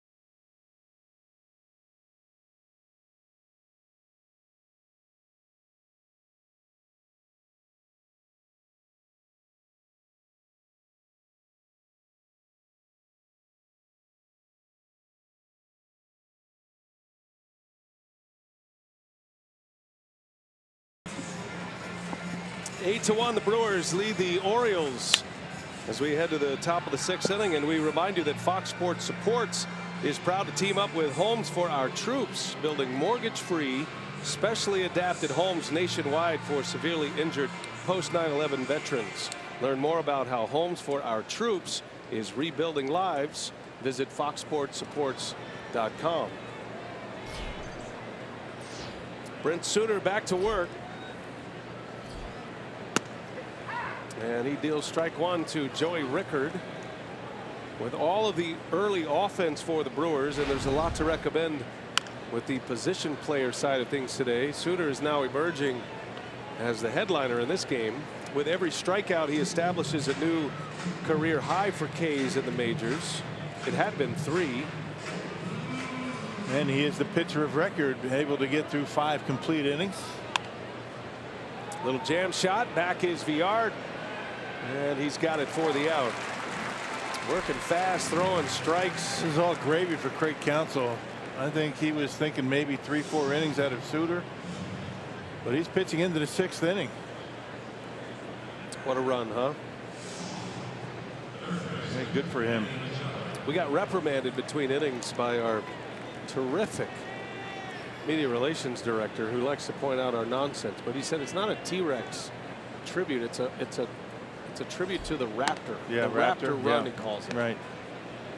Feels like it's splitting hairs a little bit. Yeah, well, it's all about accuracy here, right? We want to make sure we're accurate best we can. He took time to highlight the media guide and give it to us. It's the first time I've seen the media guide this year. First time I've seen him on his homestand. That's good. Let's keep it that way. Manny Machado.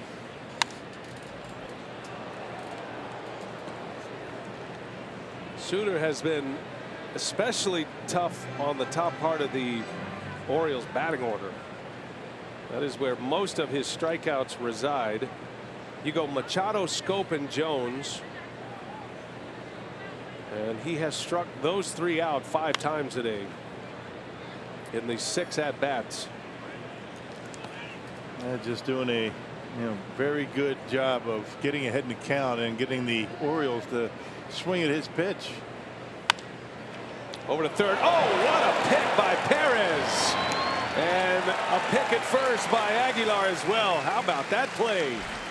And on Perez with the sweet hands. And now Manny Machado knows what it feels like. He makes those kind of plays routinely. And check out Perez on the backhand.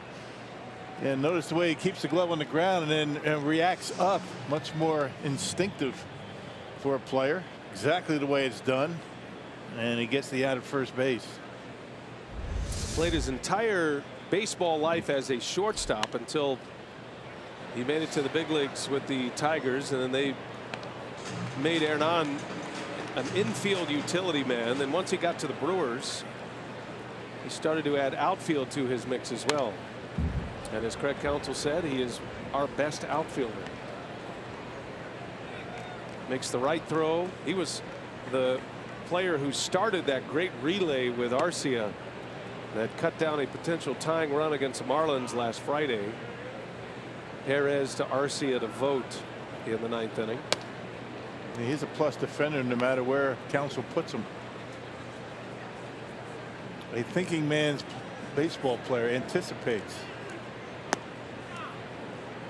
Knows what he's going to do before the ball's hit to him. That's half the battle. Scope at a 3-2 count, and he fouls it away.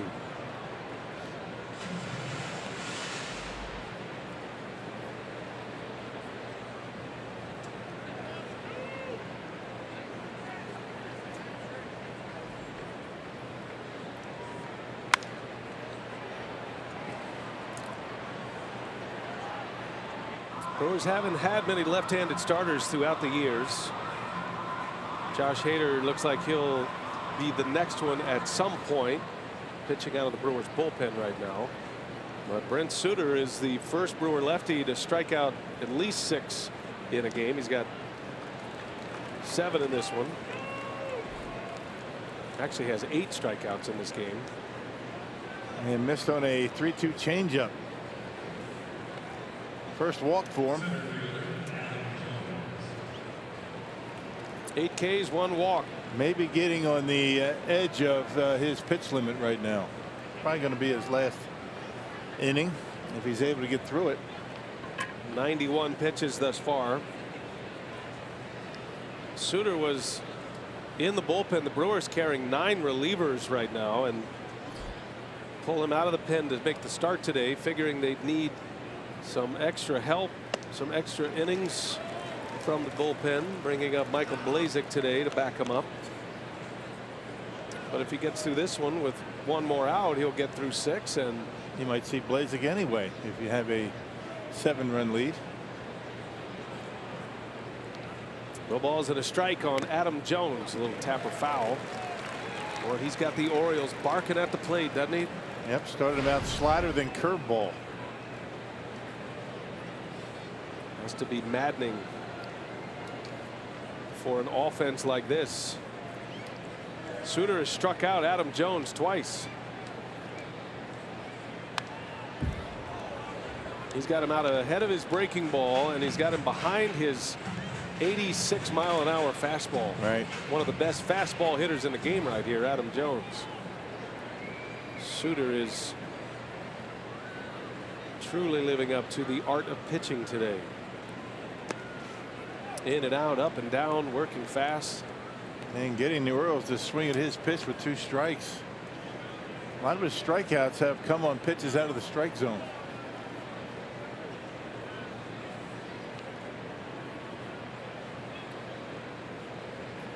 Runner at first with 2 outs. Jones late again on an 87-mile-an-hour fastball.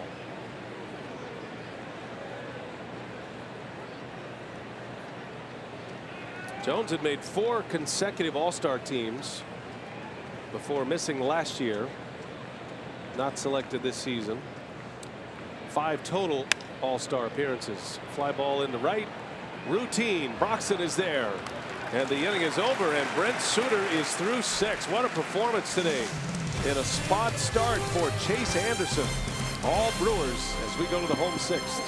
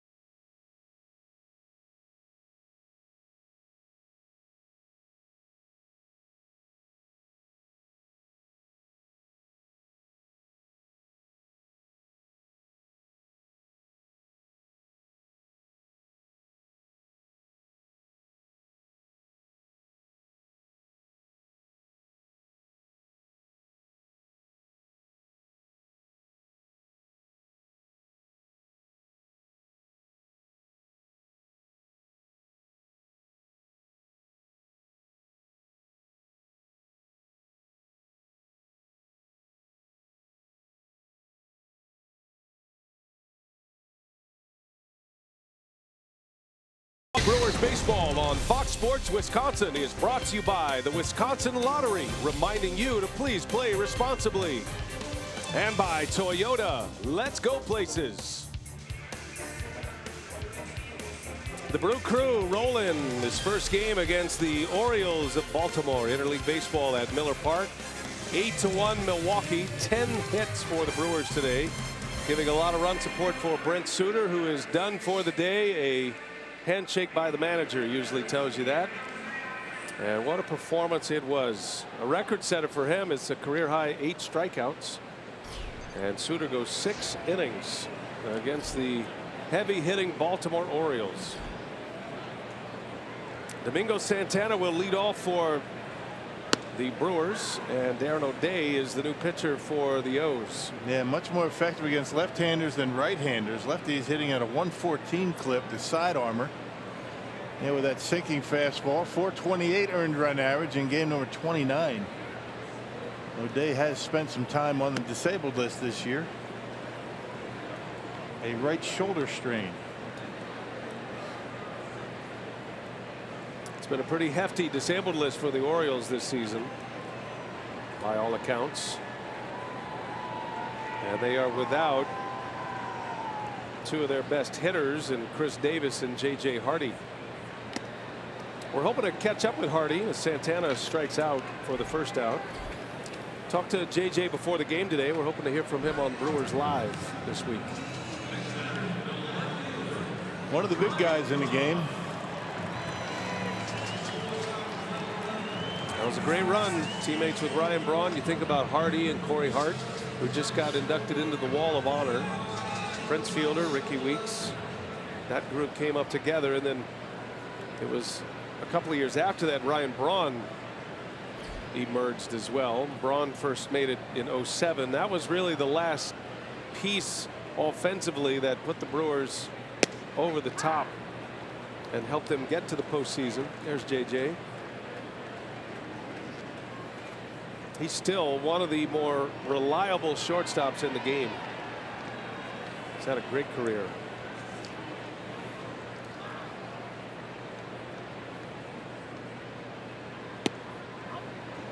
Can't talk about J.J. Hardy without talking about his brother Logan either. It's just a really heartwarming story. And Logan served in the military, and J.J. was always right there for him, and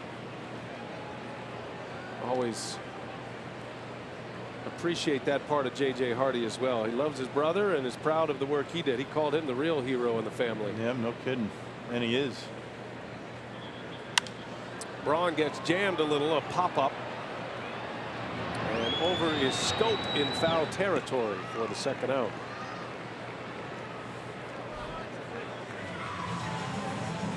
Two gone for Darren O'Day.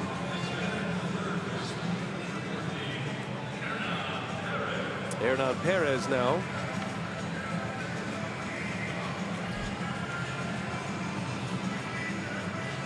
It'll be the second at bat for Perez. Flew out to right his first time up.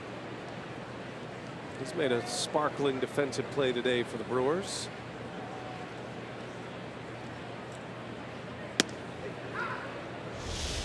Perez is on the Powerball home run leaderboard. He has 10. Eric Thames not in the lineup today with 21, top 5 in the National League in homers. Brewers lead the National League in home runs, 127. Unusual that they have 8 runs today. They have not hit a home run. Right. There's a note attached to that as well. Brewers have scored 8 runs so far with no home run, which is a season high for most runs in a game without a homer. A team that once scored 17 straight runs via the home run at one point this year.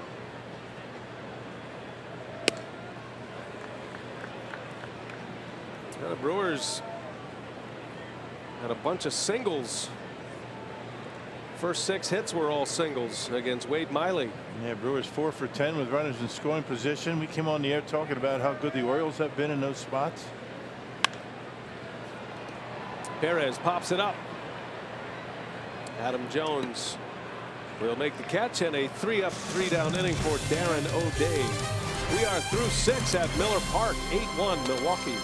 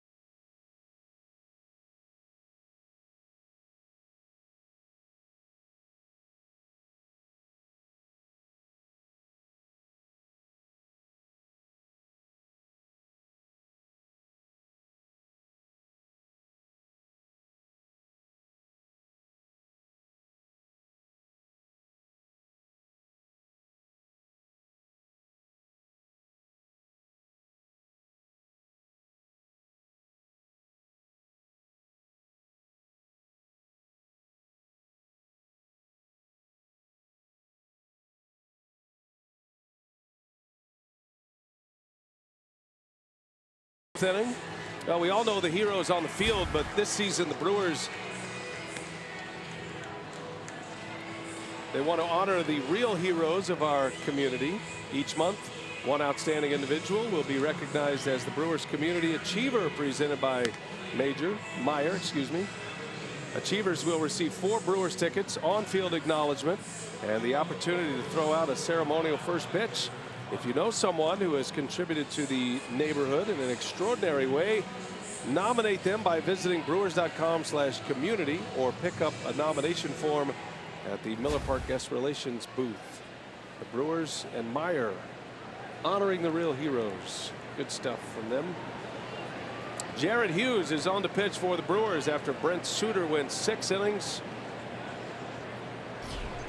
Gave up a run. It was unearned. Struck out 8. New career high. Outstanding work. He got a big lead early, 7-0 in the second inning, and he pounded the strike zone. He did not mess around at all. Walked 1 in his final inning of work. I think the pitch count was getting to him a bit. Quite a while since he's thrown nearly 100 pitches. Suter was starting in the minor leagues, but has been here in the big leagues as a reliever. Did have that one spot start when Brandon Woodruff was injured. Hey, showing up to the ballpark today, the Orioles, instead of facing Chase Anderson, who is currently 4th in the National League in ERA, they get Brent Suter, and Suter pitches a lot like Chase Anderson. There's a strikeout for Hughes. So the day of Brent Suter, in a nutshell, his best start in the big leagues by far. Attacking the strike zone, his team was able to get him 4 runs in the first inning. That relaxed him a little bit. Inside, outside, the breaking stuff was working. A lot of the strikeouts that he got today were pitches way out of the strike zone. Off-speed pitches, changeups, curveballs, and now you can only do that when you're working ahead in the count. You know, 1-2, 0-2 pitches, and he had the Orioles on their heels the whole day. Trey Mancini at the plate. Maybe the best part of the day, though, is the fact that we heard from Tim Dillard, who has our backs always, unlike our media relations director, Mike Vasallo. So you know how he corrected us on the Raptor run versus the T-Rex, the whole bit? Right. And Tim also verified that fact. But he also reminded us that the walk-up music that Suter has, yes, it is Jurassic Park, but it was composed by John Williams, who also did Star Wars. So it does, if you're not paying close attention, has a little bit of a Star Wars That's what confused sound me. to it. Yep. Drive into right center. That's going to get down. Mancini one hops off the wall. A very good young hitter, Mancini, and he is on with his 2nd hit of the game. See, there are some people in this world that are looking to pump you up. Right. Others to tear you down. That's exactly right. So, you know, we have a little bit of traffic going through our headsets as we're listening to walk-up music. I mean, you've got a producer and the ballpark sounds and each other. It's not like we're locked in on the music. Most would be able to forgive me for that, but some don't. I've met John Williams, by the way. Have you? He's won more Academy Awards than anybody. Where'd you meet him? I met him in Los Angeles. More specifically. It's just some Muni golf course there. I think it was called Bel Air. I don't know. Muni, right? Yeah. Yeah, I met him. It was great. Yeah. So much fun.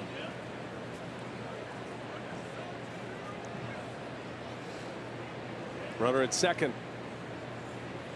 And Hughes misses down and away. You know, our fantasy camp this year is the 2008 reunion. And if you're still texting or doing something with Tim, would you ask him if he'd be a coach? Sure. He was on that team. Well, he's listening. You can ask him yourself. Maybe put something in writing. That's ball 4. Castillo draws a walk. Suddenly the Orioles making a little noise here in the 7th inning. 2 on with 1 away. First time they've had more than one base runner on in an inning. They scored in the third. Tejada reached on a single, then there was a two-base error. He came around to score on a ground out, so that's why the run was unearned on Brent Suter's line.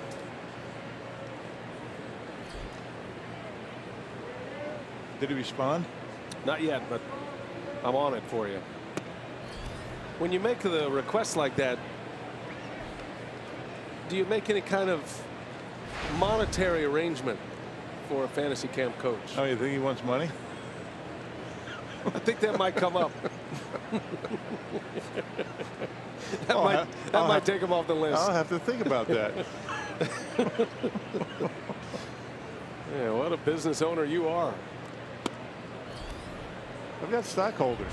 Speaking of fantasy camp, it's coming up January 20th through the 27th, but we tell you now because signups are going fast, and then you're going to run out of room if you don't jump on it quickly. Yeah, call the number, get some information, sign up. We've already got 50 signups. Is that your home phone number right there, or? Oh yeah. Okay. Yeah. But Prince Fielder has said that he would come down and coach. Wow. The Prince. Yep. Got Ed Cedar, Corey Hart, Ben Sheets, Bill Hall, Derek Turnbow. I love it. And hopefully Tim Dillard, Tony Gwynn Jr. There's a strike. That is quite the cast you've assembled, Rock. Well done. Honoring the 2008 wild card team. Right. Going to be fun. I hope you can get all of those guys to Miller Park that next season. Next season being the 10th anniversary, right? That would be something. Fly ball into right field. Santana's there. And Tejada is out. Both runners hold their ground. Two gone. No, speaking of 08, let's sneak in Tavern of the Game here. It's Orville Tees in Platteville. If they call the Brewers by 8 o'clock tomorrow morning, they get 40 tickets to a Friday home game in the Miller Lite Beer Pen. This offer courtesy of the Tavern League of Wisconsin and Miller Lite. Say hey to all of our friends in Platteville, the town Bo Ryan made famous, at least in a college basketball setting. Seth Smith's going to pinch hit for the Orioles. Odd man out with the designated hitter, not part of National League rules. Interleague baseball in a National League park means the pitchers hit for themselves. So Seth Smith up there with 2 outs, 2 on.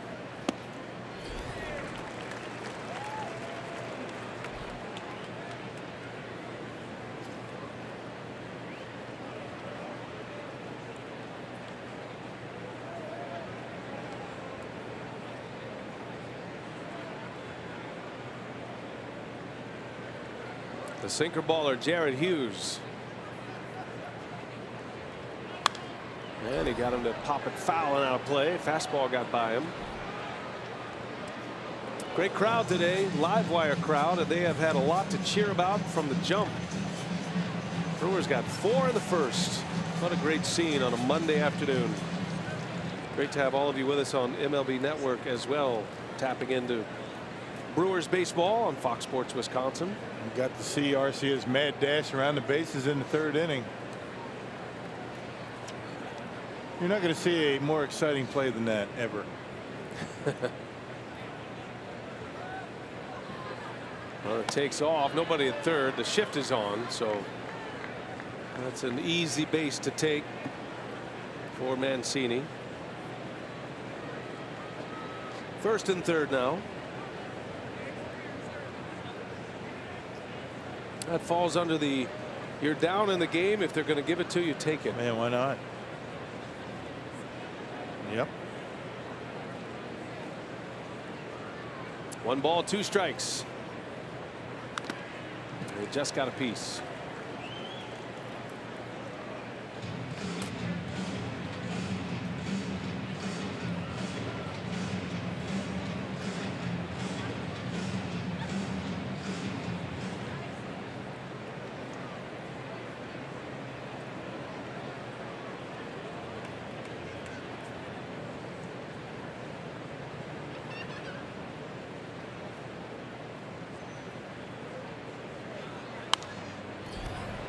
Now you wouldn't say that Jared Hughes is a slow worker, would you? No. He's pretty average, right? Average. But he seems like he is taking forever relative to Brett Suter. Feels like it. Right? No, you're right. I had the same sensation. And that's how fast he works, Brett Suter. And to answer the question, why doesn't everybody pitch like that? A lot of guys can't get it organized that fast mentally.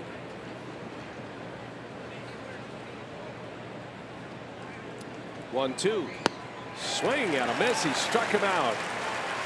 And Hughes works a scoreless 7th inning. 8-1 Brewers. Stretch time at Miller Park.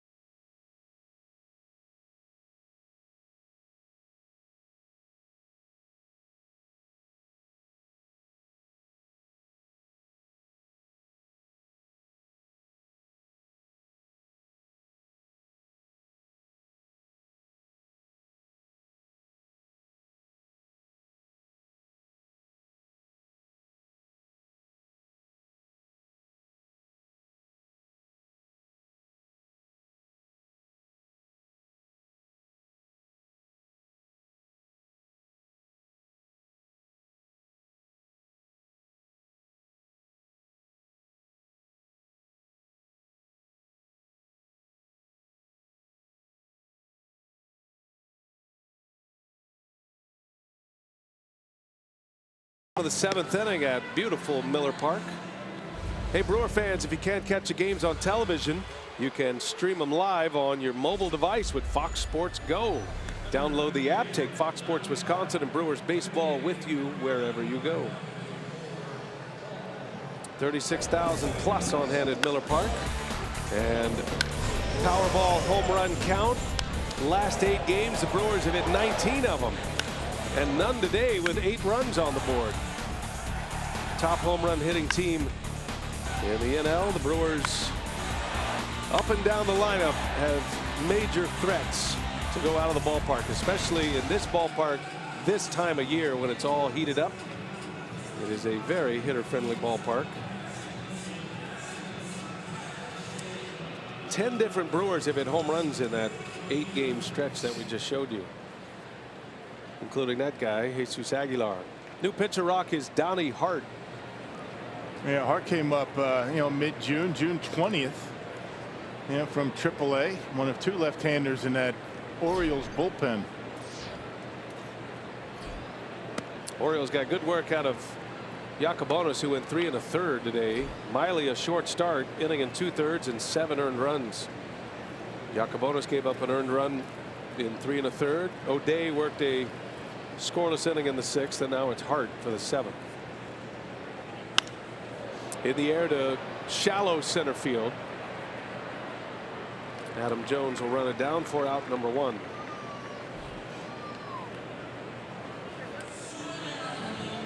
Brewers got 6 innings out of Brent Suter, 1 run unearned. He struck out 8. Hughes just pitched a scoreless 7th inning. Probably see a different reliever to the finish line for Craig Counsell, you would imagine.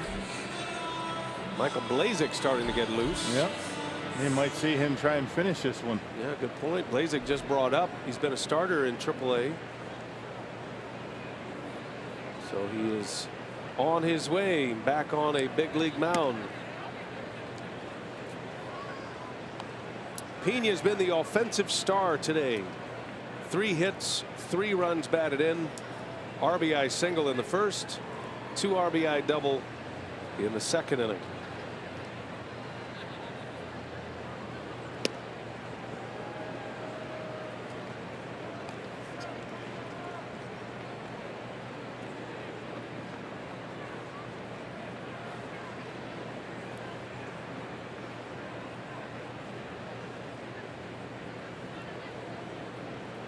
1 ball, 1 strike.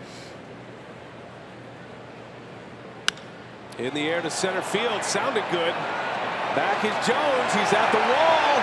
And he's got it. Oh, man. Pena almost hit one out. Dead center.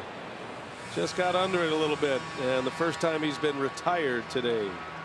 Hey, with MLB.TV Premium, you can watch every out-of-market regular season game live on over 400 supported devices. Plus, get a free subscription to At-Bat Premium, the #1 app for live baseball. Go to MLB.TV for details. Welcome all of you watching in on the At-Bat app today, wherever you may be. Only day game going on in the big leagues right now. Special Monday matinee in Milwaukee. There's Keon Broxton now with 2 away. This Orioles bullpen has retired 9 in a row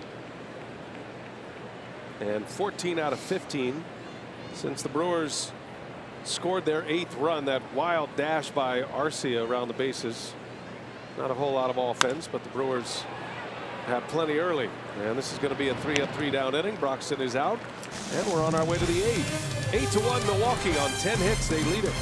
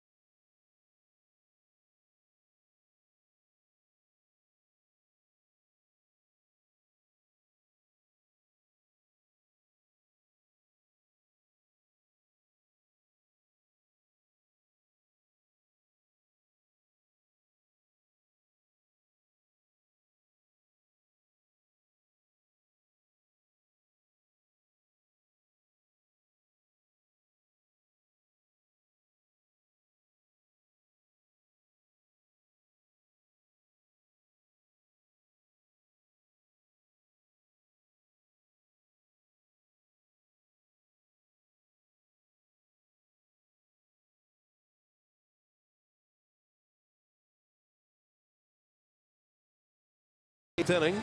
A reminder that today's game is on AFN, the American Forces Network, now in its 75th year of broadcasting to American military personnel overseas in more than 170 countries and naval ships at sea.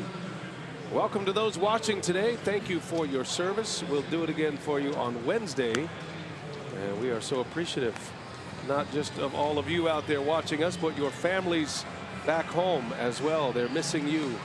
And we are too. Hopefully we can give you a little bit of home with our Major League Baseball broadcast today.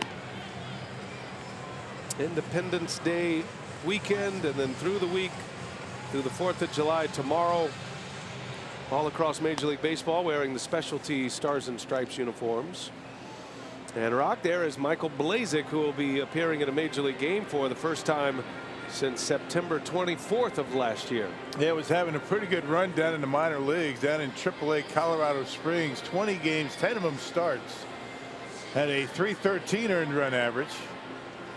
Boy, Blazek had a terrific season for the Brewers back in 2015. 5-3 at .243 earned run average, all out of the bullpen.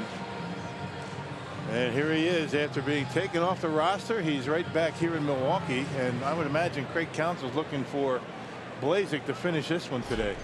Paolo Espino was sent back to AAA, and Blazek takes his spot. Blazek was originally acquired by the Brewers in a deal with the Cardinals for John Axford way back in 2012. He was a young, raw, hard thrower.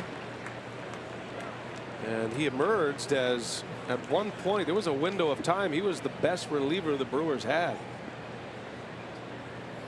That 2015 season ended with a 2.43 earned run average, and he makes quick work of Joey Rickard. He's got the big fastball. He's got that slider curveball combination, and that was really what made him so effective out of the bullpen. You have a guy coming out of the pen throwing 3 different pitches and was able to command all 3 of them. It was a 13 season. He was acquired by the Brewers from the Cardinals. Made it to the big leagues with St. Louis. And then the Brewers got him in that deal. Cardinals were in a pennant race. Brewers were not. Axford went to St. Louis. And then it was a long road for Blazek, dealing with injuries, but he came up at 15 and made a great mark. And now the Brewers, sensing a little bit of depth problems with their starting rotation, decided to stretch him out. He's been a good find for him, and man, is he lighting it up right now. How about 6 pitches, 2 strikeouts for Michael Blazek? I'll tell you, the strikeouts that the Brewer pitching staff has had, it's 10 of them now. How many of them have been actual strikes that the Orioles have swung at? Not too many. This one way off the outside corner, and Machado not looking very good at the plate here today. 12 punch outs for Brewer pitching today. That is 3 in a row now, going back to last inning. That's right. I forgot about Hughes' 2 strikeouts. 12. Suter had a career high 8. Hughes had bookend strikeouts in the 7th, and now the first 2 on punch outs for Blazek, falling behind Scope 2-0.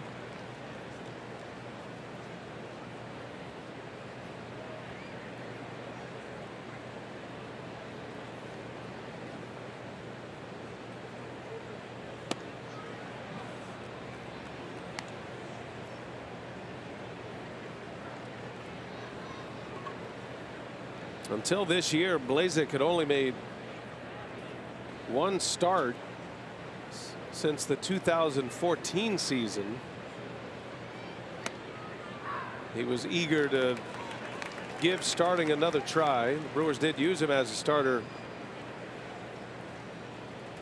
in 2014 in their minor league system. There's a shot, and that's through for a base hit.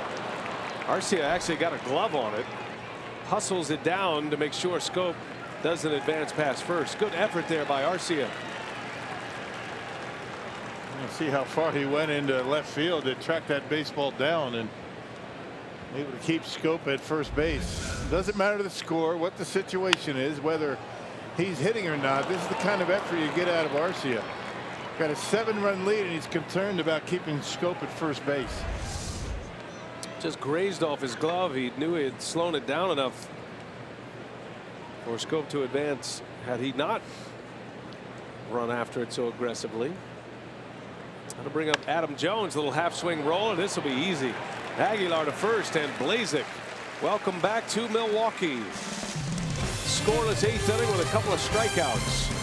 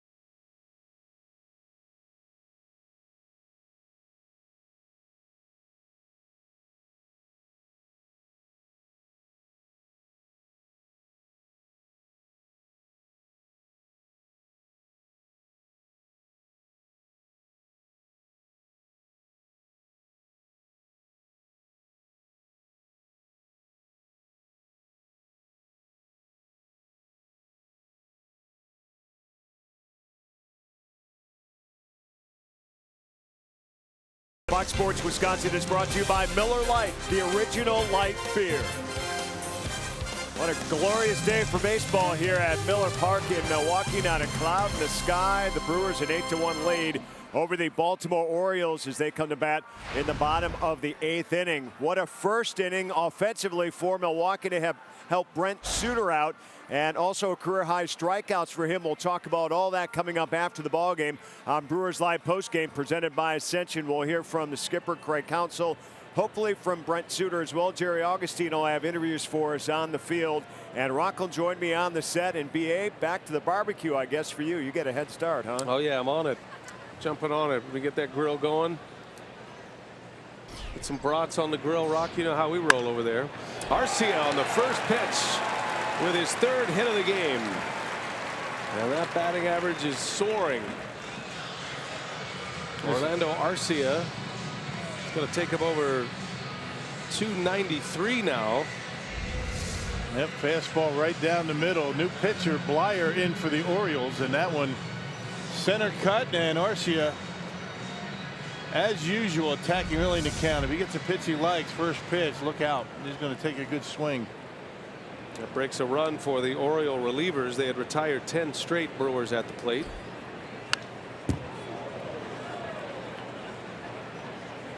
Richard Blyer in his first inning of work. Blazek getting an at-bat. Remember, he was a shortstop in high school, and he runs exceptionally well. He's very comfortable at the plate, and he's been hitting as a starting pitcher. He's been hitting in AAA, and as you can see, he has a pretty good idea at the plate. Takes a big swing.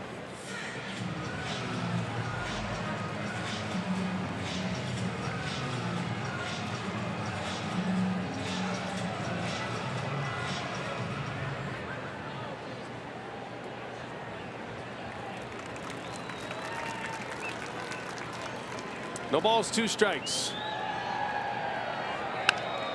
Blazek, that's fair. Machado, look at this play. Out at second, out at first. Wow. Manny Machado. It has been a struggle for him all day, but that's a highlight you'll be seeing more of right there. The 2-time Gold Glove Award winner. Yeah, this is about as good as it gets. But look at the throw right there by Scope, flat-footed. And that ball about a foot away from being a double down the line. Look at that throw, right on the money. Scope doesn't even really move his feet, and able to turn the double play. 2 very good infielders for the Baltimore Orioles. That's an impressive arm for a second baseman. And he came up as a shortstop, moved to third, and he's become one of the best third basemen in the game defensively. He's got folks in Baltimore remembering Brooks Robinson. He is up on that list of defensive plays. Another 15 years, maybe he'll match Brooks. Right, there needs to be a long tenure of success over there, no question. But he's doing the best he can right now. He makes incredible plays at third base. What Brooks get, 20 years with the Orioles? I think that's what it was. Travis Shaw had a Brooks Robinson-like play earlier this year.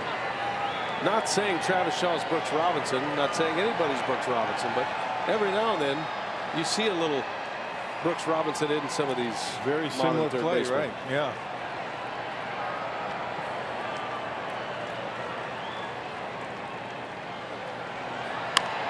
VR beats one foul into the ground. You know what? I was talking to Jim Palmer about that play. I was talking about that play that Travis made earlier in the year, and he said, you know, I was pitching when that play happened. Oh yeah, the one in Cincinnati. Yeah, he was pitching to Lee May, and Lee May hit that ball. And VR strikes out, and the inning is over. And we're headed for the 9th. Brewers trying to wrap up a successful Game 1 against the Orioles.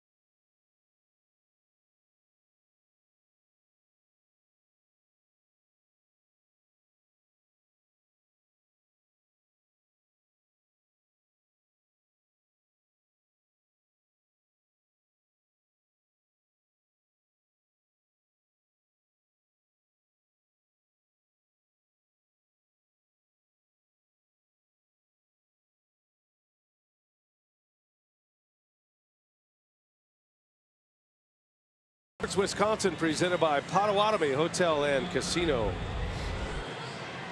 Hey, there's another Free Shirt Friday coming up on July 14th, and because it falls on the 82 weekend, the 1982 weekend, the Brewers are giving away a Paul Molitor replica jersey to the first 20,000 fans at the ballpark for the Brewers game against the Phillies. That's courtesy of Experience Fitness. It looks a lot like that. The powder blues with the Molitor number 4 on the back. So I'm going to finish my story about that Brooks Robinson play and my conversation with Jim Palmer. What story is that, Rock? No, I'm with you. It was his 3rd time up, Lee May. So I was talking to Jim Palmer about it, and he said that. Excuse me 1 second. Yeah. Mark Trumbo into deep center field. Broxton is there. Lee May got a base hit on a fastball his 1st time up. Then he got a base hit on a curveball, and he said, you know what? I'm going to try a changeup, and that was what he hit to Brooks Robinson to make that play. I mean, I'm all for. I mean, I remember a lot of things, but all the things that Jim Palmer was a part of. Can you imagine? He remembers the pitches that he threw that entire game to Lee May, leading up to that great play. The sequencing of it all. He's a fascinating guy to talk to, isn't he? I'm glad you got that story in. I'm disappointed you started it with 2 outs last inning, but I'm glad you were able to finish it.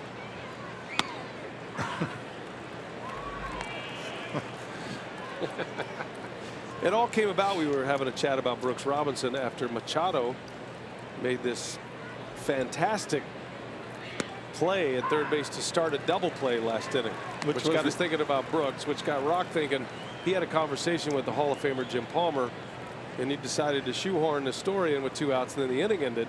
Then we went to commercial, and then I forgot about it, and then Rock had to then bring it up again to finish the point. But I'm glad you did. I think that the best part of the story was this inning.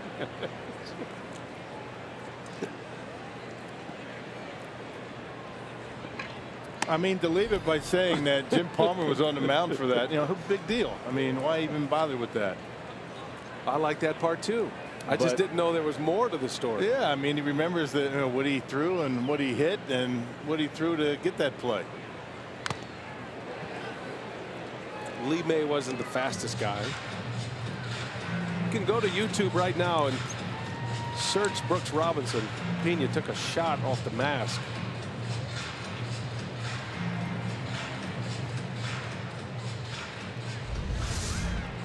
You can see he is uncomfortable at the plate. Oh, right square in the mouth. Yeah, when they drop right in front of you, you know that they get you sharp, get you good.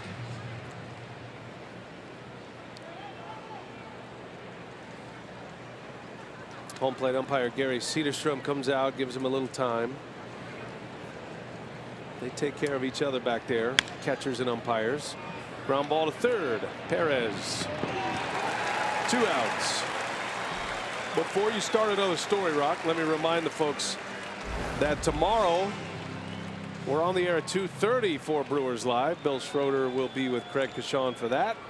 Miller Lite, what's on tap? Ubaldo Jimenez and Jimmy Nelson. Nelson's been pitching well. Had a good bounce back start. His last time out. There's Jimmy. He'll get the ball tomorrow. The Brewers will try to win in back-to-back games. Crowd comes to their feet. Over 36,000 ready for the final out. Wellington Castillo is the batter, and Blazek misses outside. Rock will join Craig for Brewers Live postgame coming up shortly, hopefully.